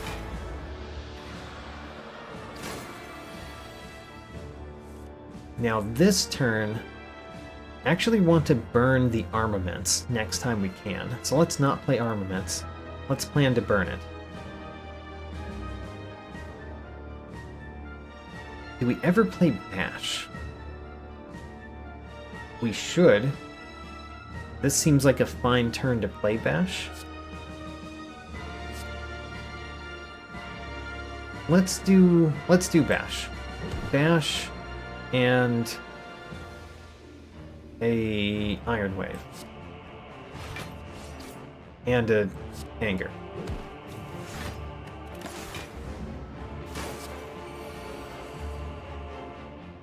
Alright. So this turn is a turn that we can play lots of cards. Lots of cards. Let's start with Shrug It Off. And then Iron Wave. Iron Wave. Anger. Anger. Body Slam. And then Body Slam for victory. Alright. Alright, that was a victory with the Ironclad on the Common Sense Challenge. With this deck, this crazy deck, 4 Body Slams, 6 Iron Waves, all of them upgraded. Felt good. It felt good at the end. The Iron Wave Body Slam deck, victorious.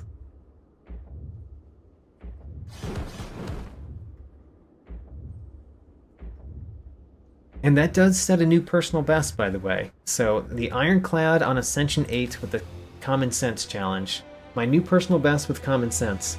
The previous was the Defect on Ascension 6. Of course, you get the Pauper. Have 0 rare cards because we had no rare nor uncommon cards. And we defeated 3 elites without taking damage. That feels pretty good, too. Collector 2, have 4 copies of any non-starter card. We had the Iron Wave Body Slams. And of course I like Shiny, because we had more than a full set of relics. We had relics that took 2 screens to show. Great. That's going to be the last one for tonight. I feel pretty good about this one. I'm surprised that the Watcher didn't win, I guess. The Watcher got extremely close to winning, but the Ironclad brought it all the way. The Watcher, we also took the keys to hopefully get into Act 4, but we didn't make it to Act 4. We died before we got there. Alright, that's it for tonight. Thanks for coming, and I hope I see you in the next one.